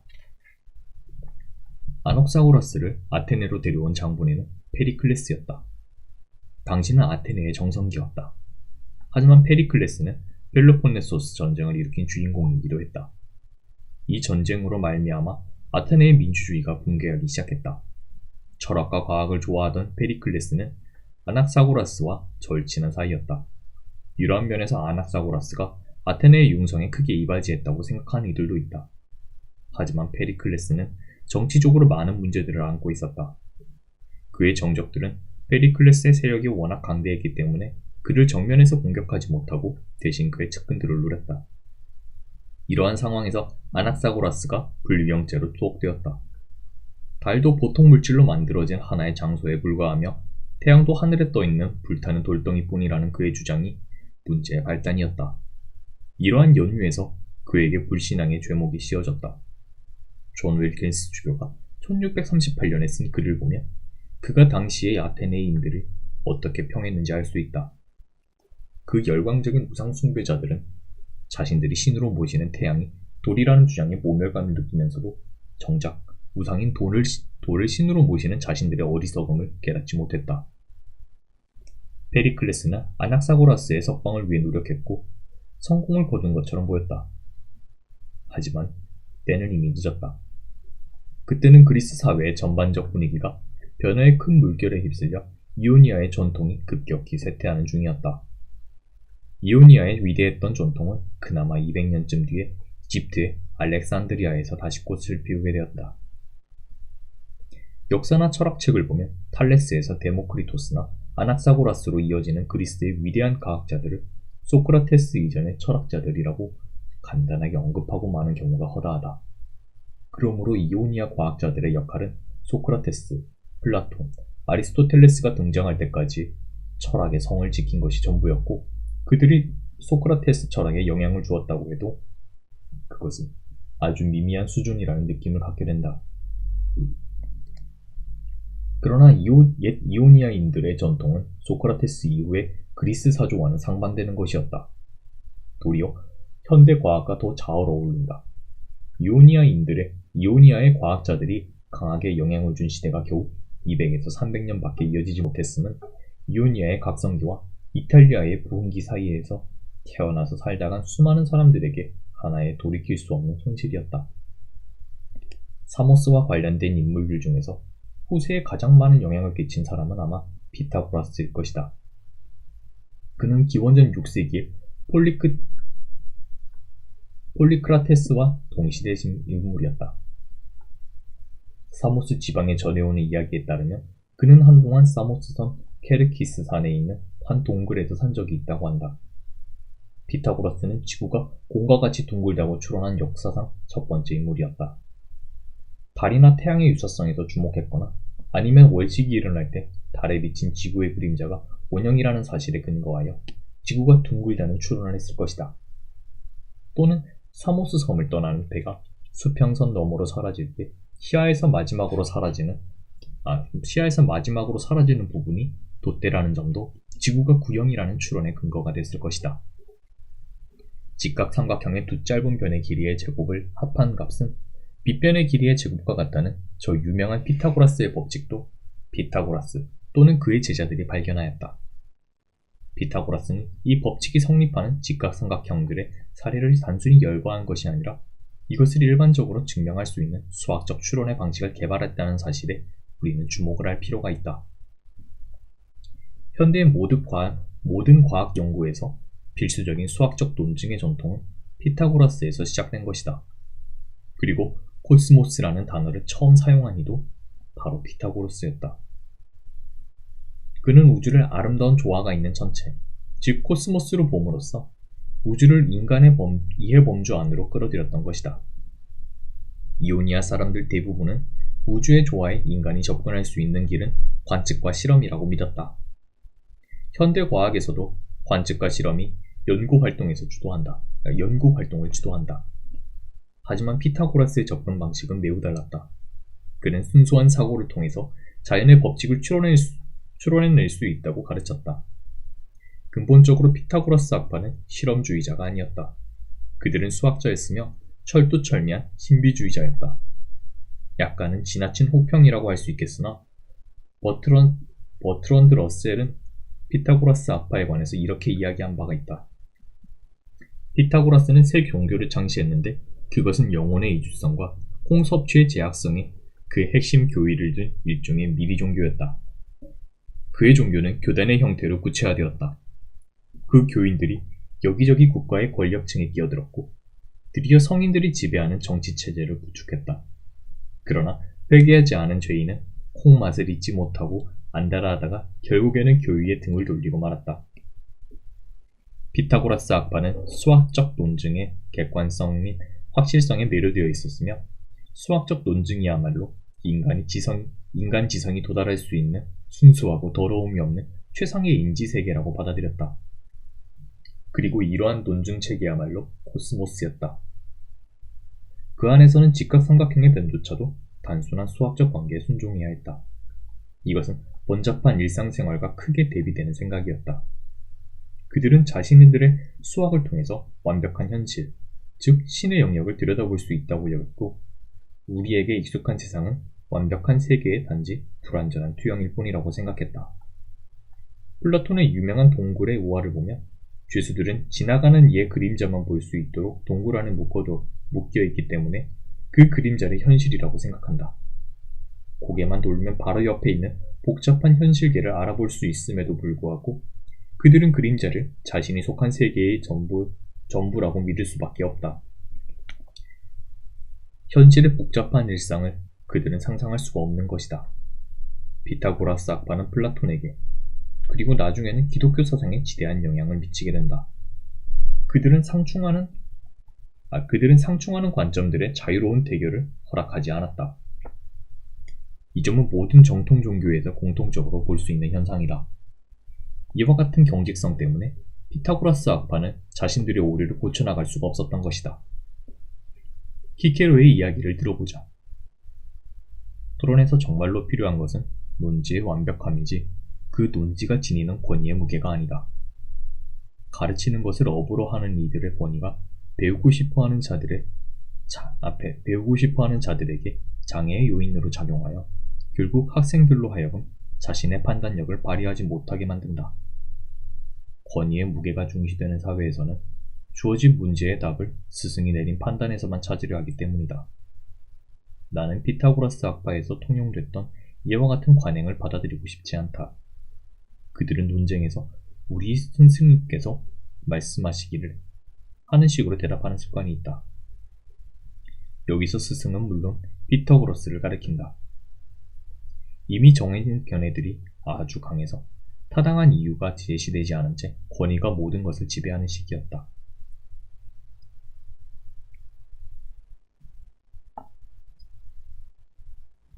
피타고라스 학파는 모든 면이 동일한 정다각형으로 만들어진 3차원적 구조물, 즉 정다면체에 특별히 내료되어 있었다. 6개의 정사각형으로 만들어진 정육면체가 정다면체의 가장 간단한 예이다. 정다각형의 종류는 무한하지만 정다면체는 오로지 5가지만 가능하다. 무슨 이유에서인지는 모르겠지만 그들은 면이 정오각형으로 구성된 정12면체에 관한 지식을 위험한 것으로 간주했다. 그들은 정12면체를 코스모스의 신비와 연관시켰던 것이다.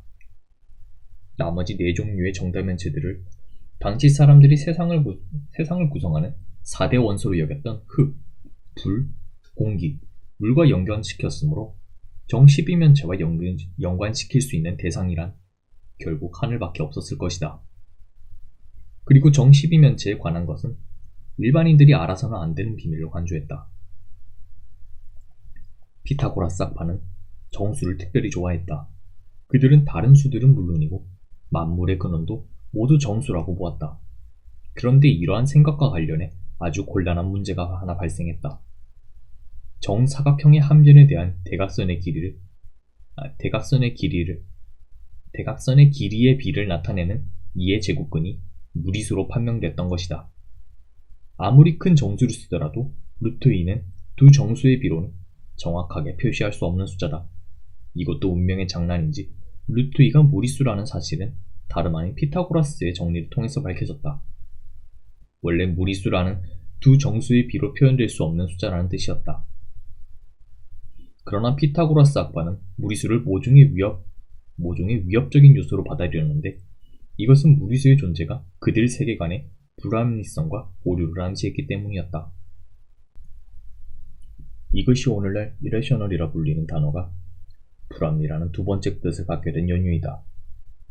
피타고라스 학파는 이렇게 중요한 수학적 발견들을 외부와 공유하지 않았고 이의 제곱근과 정12면체에 관한 사실의 공표를 거부했다.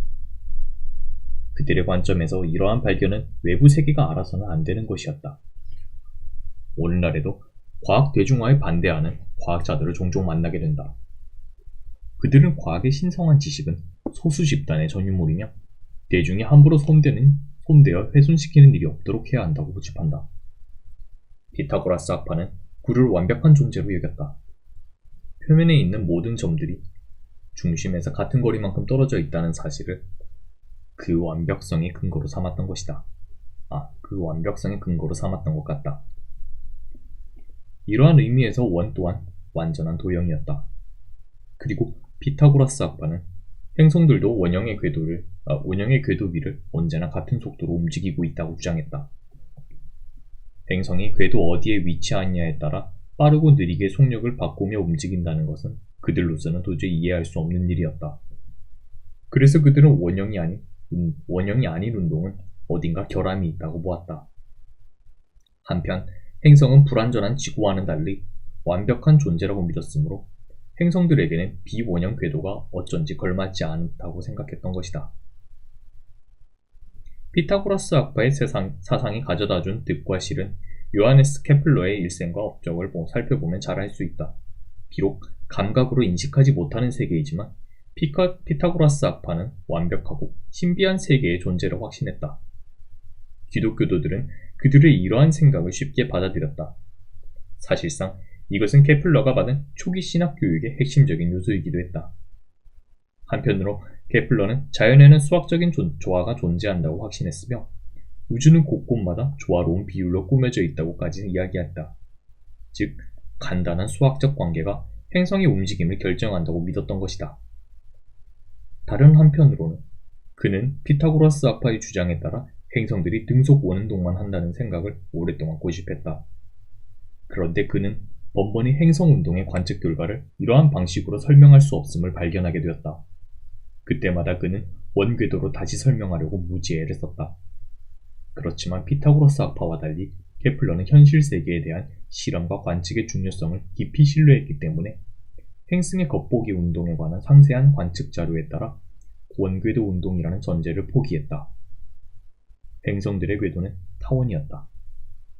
케플러는 피타고라스 학파의 생각에 매료되어 행성 운동의 조화를 연구하게 됐지만 결국 피타고라스 학파의 생각 때문에 그의 연구는 10년 이상이나 지체됐던 것이다. 실용적 가치를 얕잡아보는 풍조가 고대 사회에 만연하기 시작했다. 플라톤은 천문학자들에게 천상의 문제를 생각하되 하늘을 관측하느라 시간을 낭비하지 말라고 역설했다. 어디 그뿐인가 아리스토텔레스가 다음과 같은 생각을 했다는 사실에 우리는 놀라지 않을 수 없다. 하층민들은 본디 노예의 본성을 갖고 태어난다. 그들은 다른 모든 미천한 사람들과 마찬가지로 주인의 명을 받들어 모시고 살아야 오히려 나아진다. 노예는 주인의 삶을 나누어 가지며 산다. 제 손재주로 먹고 사는 지기는 그 주인과의 관계가 노예의 것만큼 가깝지 않은데 그가 노예 신분에 가까이 가면 갈수록 그때에야 비로소 그의 재능은 탁월해진다. 그보다 더 단순한 노무에 종사하는 직인들에게는 특별히 구분된 노예의 일이 있다. 한편 플루타르코스는 또 이렇게 주장했다. 만들어진 물건이 우아하다고 해서 보는 사람마다 기뻐할지라도 반드시 그것을 만든 사람까지 높이 칭송할 필요는 없다. 크세노폰의 견해 또한 가관이었다. 공학적 예술이라고 불리는 것들은 하나의 사회적 낙인을 담고 있다. 그러므로 우리의 도시들에서는 이러한 것들을 천하게 여겨야 마땅하다. 기능인에 대한 이러한 사회적 통념과 천시 때문에 전동화 유명하던 이오니아의 실험 중심적인 방법론은 그 후 2000년 동안이나 버림받을 수밖에 없었다. 그러나 실험을 통한 검증 없이 경쟁 중에 있는 가설들의 우열을 가릴 수가 없으므로 과학은 실험에 의존하지 않고서는 발전할 수 없다. 피타고라스 학파의 큰 오점인 실험을 천시하는 생각이 오늘날까지 살아있으니 그 이유가 무엇인지 궁금하다. 실험에 대한 혐오감은 도대체 어디에서 비롯된 것일까? 과학사를 연구하는 벤저민 페링턴은 고대 과학의 쇠퇴 이유를 이렇게 설명한다. 이오니아의 중상주의적 전통은 과학의 발전을 가져온 원동력이었지만 동시에 노예 경제의 발전도 동반됐다.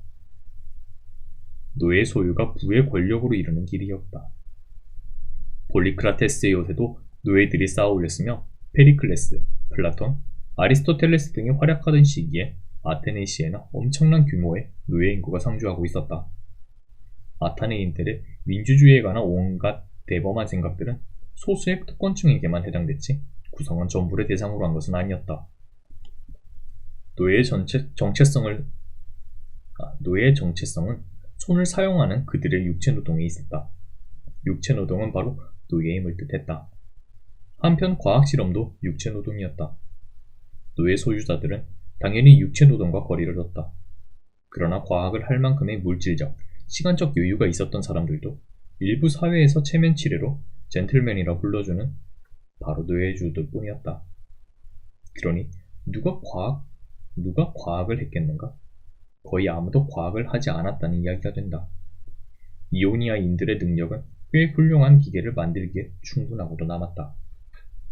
그러나 당장 끌어다 쓸 수 있는 노예의 노동력이 기술 개발의 경제적 동기를 갉아먹었다. 따라서 중상주의의 전통은 기원전 600년경 이오니아의 위대한 깨달음을 이룩하는 데 크게 기여했지만 노예 제도를 통하여 200년 후에는 과학적 사고의 몰락을 가져오는 원인이 되기도 했다. 인류사의 모순 중 모순을 바로 여기에서 찾아볼 수 있다. 비슷한 경향은 우리는 세계 도처에서 찾아볼 수 있다. 예를 들어 중국 고유의 천문학은 1280년경에 절정에 이르렀다. 이 시기에 와서 과수경은 이미 1500년의 장고한 세월을 걸쳐 축적된 관측 자료들을 기반으로 하여 각종 천문 관련 물리량들을 정확하게 측정했으며 천문 관측기기와 천문 계산에 필요한 수학적 기법들을 크게 향상시켰다. 그러나 중국의 천문학은 그 후에 급속한 쇠퇴의 길을 걷게 된다. 왜 그렇을까? 네이선 시비는 쇠락의 원인을 엘리트 계층의 경직된 사고에 돌리고 있다. 점증하는 사고의 경직성은 지식인들의 기술에 대한 호기심을 반감시켰으며 사대부 계급으로 하여금 과학이 자기네들이 추구할 분야가 못 된다는 생각을 하게 했다. 더군다나 직업으로서 천문학자는 세습되는 자리였다. 과학 발전에 꼭 필요한 요소는 자유로운 탐구 정신이다. 그런데 이 기본 정신에 크게 상치되는 관례가 바로 세습이다. 게다가 한술 더 떠서 천문학 발전의 책임을 전적으로 공정이 책임지고 있었으며 그나마 실무는 외국인 기술자들의 손에 맡겨져 있었다. 이 경우 외국인 기술자들은 주로 예수의 신부와 수조사를 의미한다. 예수의 사람들은 유클리드 기하학과 코페르니쿠스의 태양 중심 우주관을 중국에 소개하여 당시의 중국 학자들을 깜짝 놀라게 한 장본인들이었다. 그러나 중국인들은 유클리드와 코페르니쿠스의 책을 검열한 후 태양 중심 우주관을 속이고 덮어두는데 온 신경을 썼다. 기득권을 유지하려는 속셈이었다. 과학이 인도, 마야, 아스텍 문명권에서 빛을 보지 못했던 것도 이오니아에서 과학이 쇠퇴한 이유와 마찬가지로 만연된 노예 경제의 병폐 때문이었을 것이다. 현대 제3세계의 커다란 문제는 고등교육의 기회가 주로 부유층의 자녀들에게만 주어진다는 것이다. 부유층 출신은 당연히 현상 유지에만 관심이 있다. 뿐만 아니라 자신의 손으로 직접 일을 하여 무엇을 만든다든가 또는 기존의 지식체계에 도전하든가 하는 일을 매우 어려워한다. 사정이 이러하니 이런 나라에서 과학이 뿌리 내리기는 지극히 어려울 수밖에 없다. 플라톤과 아리스토텔레스는 노예사회에서 편히 살던 인물이었다.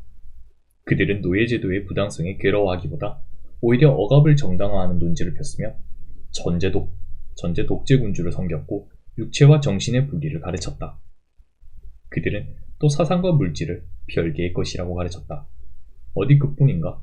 그들은 하늘에서 지구를 분리시켰다. 이것이 서양의 정신세계를 2000년 이상이나 지배해온 분리의 사상이다. 만물에는 신이 깃들어 있다 라고 믿었던 플라톤은 자신의 정치관을 우주관에 연결하기 위한 자신의 정치관을 우주관에 연결하기 위한 논지에서 사실 뇌의 비유를 10분 활용하였다. 그는 데모크리스토의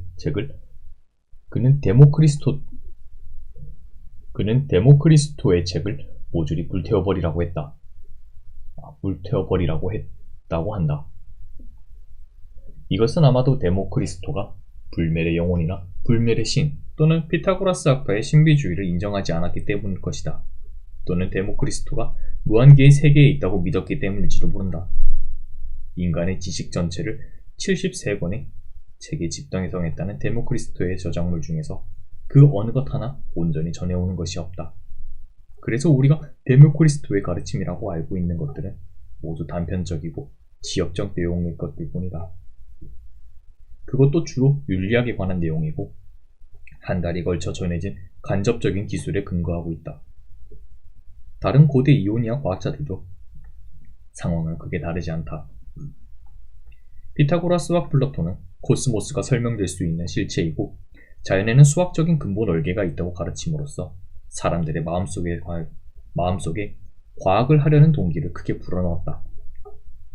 하지만 자신들의 입지를 불안하게 할 소지의 사실들이 유포되는 것을 억압하고 과학을 소수 엘리트만의 전유물로 제한하고 실험에 대한 혐오감을 심어주고 신비주의를 용인하고 노예사회가 안고 있던 문제들을 애써 외면함으로써 결과적으로 인간의 위대한 모험심에 큰 좌절감을 안겨주고 과학의 발전에도 어쩔 수 없는 퇴보를 불러왔다. 과학 탐구의 이오니아적 접근 방법이 신비주의에 눌려 긴 잠을 자는 동안 과학 탐구의 노구들은 할 일 없이 먼지만 덮어쓰고 있다가 그 일부가 알렉산드리아 대도서관의 학자들을 통해 후대에 전해지면서 재발견되기도 했다. 그리하여 서양 세계에 두 번째 깨달음의 시대가 도래했으며 실험 위주의 연구 방법과 개방적 탐구 정신이 다시 한번 존경의 대상으로 떠올랐다. 그리고 잊혀졌던 고대의 저술과 단편적 지식이 다시 읽히기 시작했다.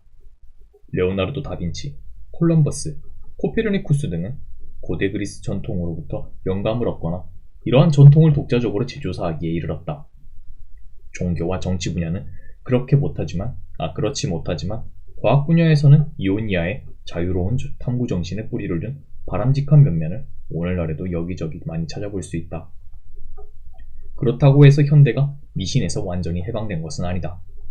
인류 전체에서 치명적일 수 있는 몇몇 윤리적인 문제들에 대해서 현대인들은 아직도 모호한 태도와 완전히 결별하지 못하고 있다. 그렇다면 현대를 살아가는 우리는 고대 사회가 안고 있었던 내재적 모순의 상당 부분을 아직도 그대로 끌어안고 있는 셈이다. 플라톤주의자들과 그들의 기독교 후기자들은 지상의 세계는 떼묻고 골치 아픈 곳인 반면에 천상계는 완벽하고 신성하다는 특이한 견해를 갖고 있었다. 그들은 지구가 근본적으로 하나의 행성이라는 사실을 거부하고 우주 시민으로서 지구의 위상을 망각한 채 살았다. 지구가 하나의 행성이며 지구인은 우주 시민이라는 생각은 피타고라스 이후 3세기가 지난 뒤 사모스 섬에서 태어난 아리스타르코스에서 시작한다. 그는 이오니아의 마지막 과학자라고 해도 과언이 아니다. 왜냐하면 이 시기에 와서 직접 깨달음의 중심지가 위대한 알렉산드리아 도서관으로 이동했기 때문이다. 하지만 아리스타르코스는 태양이 행성계의 중심이고 모든 행성은 지구가 아니라 태양의 주위를 돈다고 주장한 첫 번째 인물이었다. 늘 그렇듯이 이 주제에 관한 그의 저술은 소실됐다. 그는 월식 중에 달의 표면이 들이우는 지구의 그림자를 보고 태양은 지구보다 훨씬 크며 매우 멀리 떨어져 있다고 옳게 추론했다. 그 다음에 따라올 결론은 뻔하다. 그는 태양처럼 큰 물체가 지구처럼 작은 물체의 주위를 회전한다는 것은 불합리하다고 추론했다. 그는 지구 궤도 중심에 태양을 놓았다. 그리고 지구가 자신의 축을 중심으로 하루에 한 번씩 자전하는 동시에 태양을 1년에 한 번씩 공전한다고 가정했다.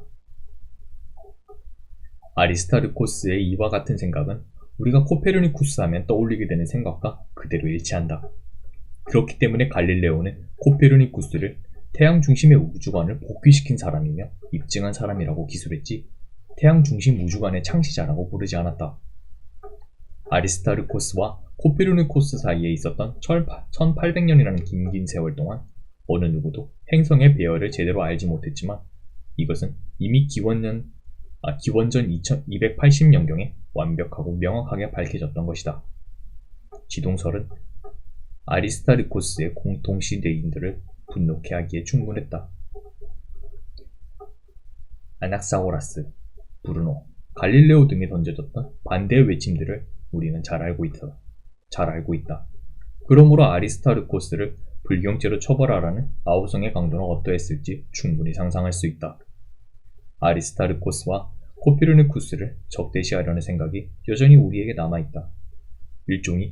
일종의 지구 중심 우주관에 사로잡힌 우리는 아직도 일상적으로 해가 뜬다 하고 해가 진다 한다. 아리스타르코스 이후로 2200년의 세월이 흘렀건만 우리의 말투는 여전히 지구가 돌지 않는 듯하다. 고대 그리스인들은 태양의 크기가 펠로폰네소스 반도만 할지라도 모른다 라는 주장을 황당무계하게 여겼다. 만일 그들이 실제 행성 사이의 간격을 제대로 알았다면 경악을 금치 못했을 것이다. 지구와 금성이 가장 가까이에 있을 때라도 두 행성 사이의 거리는 4천만 킬로미터나 되며 지구와 명왕성의 거리는 물경 60억 킬로미터에 이른다. 당시 사람들은 태양계의 구성 천체들이 훨씬 더 밀집해 있다고 생각했다. 그것은 당시 사람들이 채택할 수 있었던 가장 자연스러운 우주 모형이었다. 다시 말해서 그들은 태양계를 좀 더 작고 아담한 크기로 생각했던 것이다. 눈앞에 손가락을 세워놓고 처음에는 왼쪽 눈으로, 그 다음에는 오른쪽 눈으로 손가락을 본다면 멀리 떨어져 있는 배경에 대하여 내 손가락이 오른쪽에서 왼쪽으로 이동하는 것처럼 보인다. 그리고 손가락이 눈과 가까울수록 그 움직이는 듯한 거리가 크다. 이러한 시선의 방향 차이에 따른 겉보기 움직임의 변화, 즉 시차를 통해서 손가락까지의 거리를 가늠할 수 있다. 내 두 눈 사이의 간격이 넓으면 넓을수록 손가락의 겉보기 위치는 그만큼 더 많이 이동한다. 관측이 이루어진 두 사이의 거리가, 즉 기선이 길면 길수록 시차가 크게 관측되고 따라서 더 멀리 떨어진 물체까지의 거리를 정확하게 측정할 수 있다. 사람의 두 눈 사이의 간격은 일정하게 고정되어 있지만 다행스럽게도 지구는 관측자에게 움직이는 관측대를 제공한다. 즉 지구가 6개월이 지나면 궤도의 정반대편에 오므로 지구에서의 기선이 실제로 3억 킬로미터까지 확장될 수 있다. 그러므로 저희들이 천구에 고정되어 있는 것처럼 보이지만 6개월의 시간 간격을 두고 관측한다면 매우 멀리 떨어져 있는 천체라도 그 거리를 측정할 수 있을 것이다. 별들도 우리의 태양과 같은 존재일 것으로 생각한 사람은 아리스타르코스였다. 그는 태양을 별들의 반열에 가져다 놓은 장본인이다. 그렇지만 실제로 6개월의 시간차를 두고 별을 관측해 보아도 그 별의 시선 방향에는 변화가 전혀 감지되지 않았다. 별들의 시차를 측정할 수 없다는 사실은 별들이 태양과 지구 사이의 거리에 비해 훨씬 더 멀리 떨어져 있음을 암시하는 것이었다. 사실 망원경이 발명되기 전에는 가장 가까운 별의 시차도 감지할 수 없었다.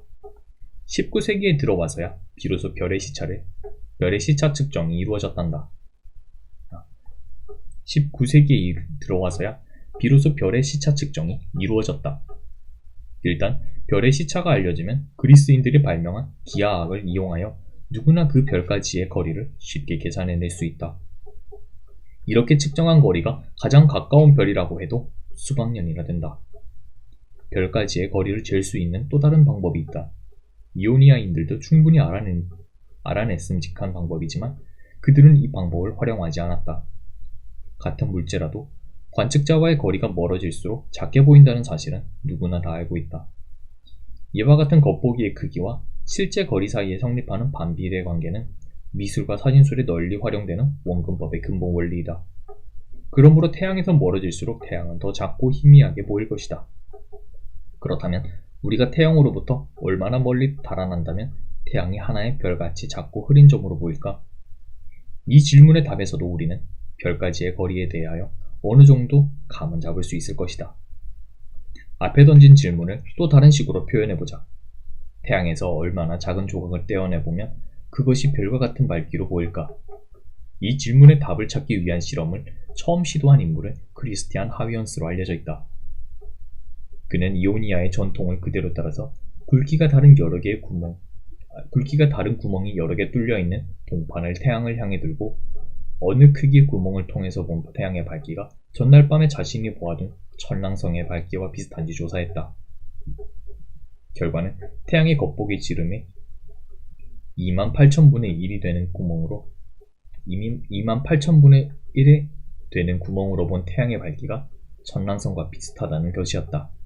그는 이 결과를 통해서 천랑성은 지구와 태양 사이의 거리보다 28,000배 더 멀리 떨어져 있다고 추론했다.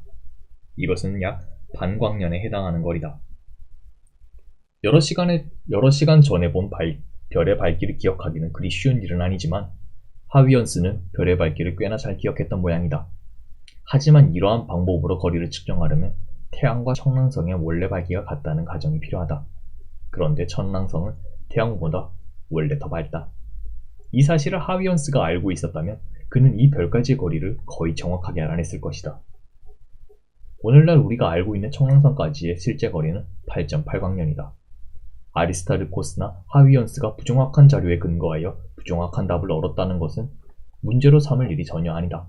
그들은 자신들이 구상한 방법의 원리를 명확하게 설명했으므로 더 자세한 관측이 이루어진다면 언제든지 누구나 그 방법을 써서 더 정확한 값을 구할 수 있기 때문이다. 인류는 아리스타르코스의 시대에서 하위언스의 시대에 이르는 동안에 브루클린의 한 소년을 그렇게나 흥분시켰던 질문에 대한 답을 찾아냈다. 별이란 무엇인가? 별이란 광막한 우주 공간에 흩어져 있는 막강한 힘을 가진 태양이었다. 아리스타르코스가 우리에게 남겨준 위대한 유산은 지구와 지구인을 올바르게 자리매김한 것이다. 지구와 지구인이 자연에서 그리 대단한 존재가 아니라는 통찰은 위로는 하늘에 떠있는 별들의 보편성으로 확장됐고 옆으로는 인종차별의 철폐로까지 이어졌다. 그러나 이러한 통찰이 성공을 거두기까지 인류의 역사는 반대쪽으로 흐르는 물결을 끊임없이 거슬러가며 저항해야 했다. 지구와 지구인을 우주에서 올바르게 자리매김하는 일이 천문학, 물리학, 생물학, 인류학, 경제학, 정치학의 발전에 원동력을 제공했음에도 불구하고 자연에 대한 깊은 통찰의 결과가 완강한 사회적 저항에 직면할 수밖에 없었던 이유는 그러한 통찰이 천문학 이외의 분야에 초래하게 되는 사회적 영향의 심각성 때문이라고 나는 생각한다. 아리스타르코스의 위대한 유산은 별들의 영역 너머로까지 그 적용 범위가 확장됐다. 18세기 말 영국 국왕 조지 3세의 궁정음악가이자 천문학자였던 윌리엄 허셜은 별들의 분포를 지도로 작성했다. 허셜이 작성한 별들의 지도에는 은하수의 띠가 흐르는 평면 안에서 어느 방향으로 보든지 비슷한 수의 별들이 늘어져 있음을 알 수 있었다. 그렇다면 우리 지구가 은하의 중심에 자리하고 있다는 결론에 도달하게 된다. 한편 미국의 미주리주 출신 할로 세플린은 제1차 세계대전이 발발하기 직전에 구상성단까지의 거리를 측정하는 방법을 새로이 고안해냈다. 구상성단이란 구형으로 분포한 별들의 무리로서 벌떼를 연상케 하는 아주 매혹적인 전체이다. 세플린은 먼저 기준이 될 특별한 종류의 병광성을 구성성단에서 찾아냈다. 그 별들은 밝기가 주기적으로 변하지만 그 밝기의 평균값은 일정하다. 그런데 이러한 별들의 원래 평균 밝기가 병광주기와 긴밀한 관계에 있다는 사실이 알려져 있었다. 즉, 밝기가 변하는 데 걸리는 주기를 관측을 통해서 알아내면 그 별의 원래 밝기를 알 수 있다는 말이다. 구상성단에서 특정한 패턴으로 밝기가 변화하는 별을 찾아내고 그 변광주기에서 그 별의 원래 밝기를 추정한 다음 겉보기 밝기와 비교함으로써 우리는 그 별까지의, 즉 구성성단까지의 거리를 계산해낼 수 있는 것이다. 원래 밝기를 알고 있는 가로등의 희미한 정도로부터 나와 그 가로등 사이의 거리를 가늠할 수 있다. 같은 위치에서 별까지의 거리도 측정할 수 있다. 이것은 본질적으로 하위언스가 사용했던 거리 측정의 방법이기도 했다. 이렇게 해서 모두 100여 개에 이르는 구상성단의 거리를 알아낸 다음에 세플린은 이들의 3차원적 분포를 조사했다. 그랬더니 구상성단들이 태양계 근방이 아니라 은하수 은하의 공수저리 방향으로 더 멀리 떨어진 곳을 중심으로 하여 대칭적인 분포를 하는 것이었다. 그렇다면 우리 은하의 중심은 태양계가 아니라 태양계에서 공수자리 방향으로 멀리 떨어진 구역에 있다는 결론을 피할 수 없다. 100여 개에 이르는 구상성단들이 바로 우리 은하수 은하의 한가운데 몰려있는 막대한 질량 중심점을 궤도 운동의 중심으로 삼고 있는 것이다. 구상성단들이 은하수 은하 안에서 하는 운동은 마치 그 중심구역의 경위를 표하는 모습 같다. 1915년 세플린은 태양계는 은하의 중심이 아니라 은하의 외진 변방에 있다 라는 참으로 대담한 주장을 펼쳤다. 허셜의 오류는 공수자리 방향에 있는 많은 양의 미세 고체 입자들 때문이었다. 성간티끌이라 불리는 이 고체 입자들이 별빛을 아주 효과적으로 흡수, 산란하기 때문에 허셜은 성간티끌의 장막 너머에 존재하는 어마어마한 수의 별들을 볼 수 없었던 것이다. 이제 우리는 태양계가 은하의 중심 핵으로부터 약 3만 광년 정도 떨어진 곳에 자리한다고 확실하게 알고 있다. 은하수 은하 내부에서 우리가 살고 있는 태양계의 현 주소는 나선팔의 가장자리이다. 별들의 밀도가 주위보다 좀 낮고 외지고 흐미진 곳이다. 구상 성단 안에 있는 어느 한 별의 주위를 지구와 같은 행성이 돌고 있다고 상상해보자. 그 행성에 거주하는 사람들은 우리 지구를 보고 측은하게 여길 것이다. 그 별이 구상 성단의 중심에게 위치하는 것이라면 더욱더 그러할 것이다. 왜냐하면 지구의 밤하늘에 보이는 별들의 수에 비해서 그들의 밤하늘은 도저히 밤이라고 부를 수 없을 정도로 많은 수의 밝은 별들로 가득하기 때문이다. 은하수 은하 중심 지역에는 구상 성단과는 비교가 되지 않을 정도로 별이 많다. 은하의 중심에게서는 육안으로도 밝은 별들을 1,100만 개 이상이나 볼 수 있을 것이다. 지구에서 볼 수 있는 수는 고작 수천 개에 불과한데 말이다. 그러한 곳에 있는 사람들도 그들의 태양이 뜨고 지는 것을 계속 보겠지만 태양이 진다고 해서 깜깜한 밤은 결코 오지 않을 것이다. 천문학자들은 20세기의 중반에 이르기까지 코스모스에는 오직 하나의 은하, 즉 우리 은하수 은하만 있다고 믿었다. 영국 더럼의 토머스 라이트라든가 독일 괴니스베르크의 임마누엘 칸트 같은 학자는 이미 18세기의 망원경을 통해서 세련된 나선 형태의 빛을 발하는 성운들을 밤하늘에서 알아보고 이것들이 우리 은하와 같은 존재의 은하라는 예감을 가졌다. 칸트는 안드로메다 자리에 보이는 M31이 수많은 별들로 구성된 또 하나의 은하일 것이라는 구체적 제안을 확실하게 했을 뿐 아니라 이러한 나선형 성운에 섬우주라는 멋들어진 이름까지 지어졌다. 한편 나선형 성운이 우리 은하 바깥에 멀리 떨어져 있는 섬우주가 아니라 은하수 은하 내부에서 중력 수축 중에 있는 성간운이라는 주장을 펴는 학자들도 있었다. 그들은 한 발 더 나아가 중력 수축의 결과물로서 어쩌면 새로운 태양계열들이 탄생할지도 모른다고 했다. 결국 나선형 성운까지의 거리 측정이 문제 해결의 관건이었고 이를 위해서 무척 밝은 새로운 부류의 변광성이 필요했다. 기준성의 광도가 높을수록 거리 측정에 유리하기 때문이었다. 에드윈 허블이 1924년에 드디어 M31에서 그러한 변광성을 찾아냈다. 이러한 변광성들의 평균 겉보기 밝기와 원래 밝기를 비교하여 그는 M31이 어림잡아 200광년 조금 넘는 매우 먼 거리에 있다고 규명했다. 만일 M31이 그렇게 멀리 떨어져 있다면 M31의 실제 크기는 은하수 은하 내부에서 볼 수 있는 성간운과는 비교가 안 될 정도로 엄청나게 큰 것일 터였다. 그러므로 나선형 성운 M31도 하나의 어엿한 은하였던 것이다. 하늘에는 훨씬 더 흐리게 보이는 성운들이 많이 널려 있다. 더 흐리다는 것은 더 멀리 떨어져 있음을 뜻한다. 코스모스의 광막한 어둠 속에는 1000억 개가 넘는 엄청난 수의 은하들이 널리 흩어져 있는 것이다. 지상에 발을 붙이고 살기 시작한 이래 인류는 코스모스에서 자신의 위치를 알고자 끊임없이 노력해왔다. 인류라는 종의 유학이 우리의 조상들이 조금은 게으른 듯이 하늘의 별들을 그냥 바라보기만 하던 바로 그 시기에도 그리고 고대 그리스로 와서 이오니아의 과학자들의 시대에도 어디 그뿐인가 현대에 들어와서도 우리는 우주에서 우리의 현주소는 어디인가? 라는 질문에 꼼짝없이 사로잡혀 있다. 우리는 도대체 누구란 말인가? 아주 보잘것없는 작은 행성에 살고 있음을 우리는 잘 알고 있다. 이 행성은 따분할 정도로 그저 그런 별에 속해 있다. 그리고 태양이라는 이름의 그 별은 은하의 변방, 두 개의 나선팔을 사이에 잊혀진 듯이 버려져 있다. 태양이 속해 있는 은하라는 것도 뭐 그리 대단한 존재도 못 된다. 아무도 알아주지 않는 우주의 후미진 구석을 차지하고 겨우 10여 개의 구성원인 거리들이 작은 은하군의 그저 그렇고 그런 식구일 뿐이다. 그런데 그 우주에는 지구의 전체 인구보다 많은 수의 은하들이 널려 있다. 우리가 이와 같은 우주적 관점을 갖게 되기까지 우리는 하늘을 보고 머릿속에 모형을 구축해보고 그 모형에서 귀결되는 관측 현상들을 예측하고 예측들을 하나하나 검증하고 예측이 실제와 맞지 않을 경우 그 모형을 과감하게 버리면서 모형을 다듬어 왔다. 생각해보라.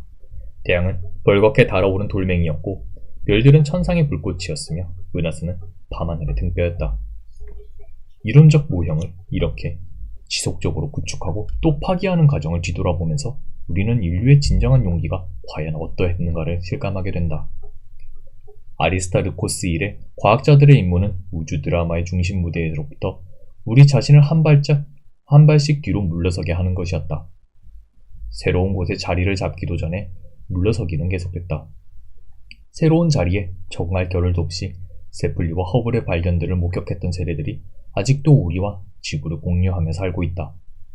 인류사의 위대한 발견과 대면하게 될 때마다 우주에서 인류의 지위는 점점 강등됐다. 한 발짝 무대의 중심에서 멀어질 때마다 강등당하는 인류의 지위를 한탄하던 이들이 있었다. 그리고 우리 가슴과 가슴 깊숙한 곳에는 지구가 우주의 중심이며 초점이며 지렛대의 받침목이기를 바라는 아쉬움이 아직 숨어있다. 하지만 우리가 정녕 코스모스와 겨루고자 한다면 먼저 교름의 상대인 코스모스를 이해해야 한다. 여태껏 인류가 멋모르고 부렸던 우주에서의 특권의식에 먹칠을 하는 한이 있더라도 우리는 코스모스를 제대로 이해해야만 한다. 자신의 위상과 위치에 대한 올바른 이해가 주변을 계산할 수 있는 필수 전제이기 때문이다. 우리와 다른 바깥 세상이 어떠한지 알아내는 것도 자신이 처한 상황을 개선하는 데 결정적인 도움을 준다. 우리는 행성 지구가 우주에서 중요한 존재로 남기를 간절히 바란다면 지구를 위해 우리가 할 수 있는 일들이 분명히 있을 것이다. 질문을 던질 수 있는 용기와 던져진 질문에 대한 깊이 있는 답변만이 우주에서 지구의 위상을 높일 수 있는 밑거름이 되는 것이다. 인류가 하나의 생명종으로서 그 유년기부터 품어왔던 질문을 가슴에 안고 우주 항해의 첫발을 내디딘 지 이미 오래됐다.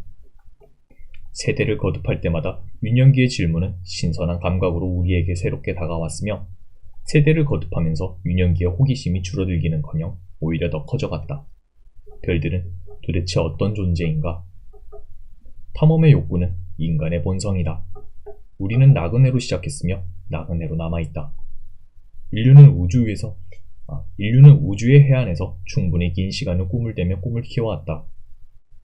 이제야 비로소 별들을 향해 돛을 올린 준비가 끝난 셈이다.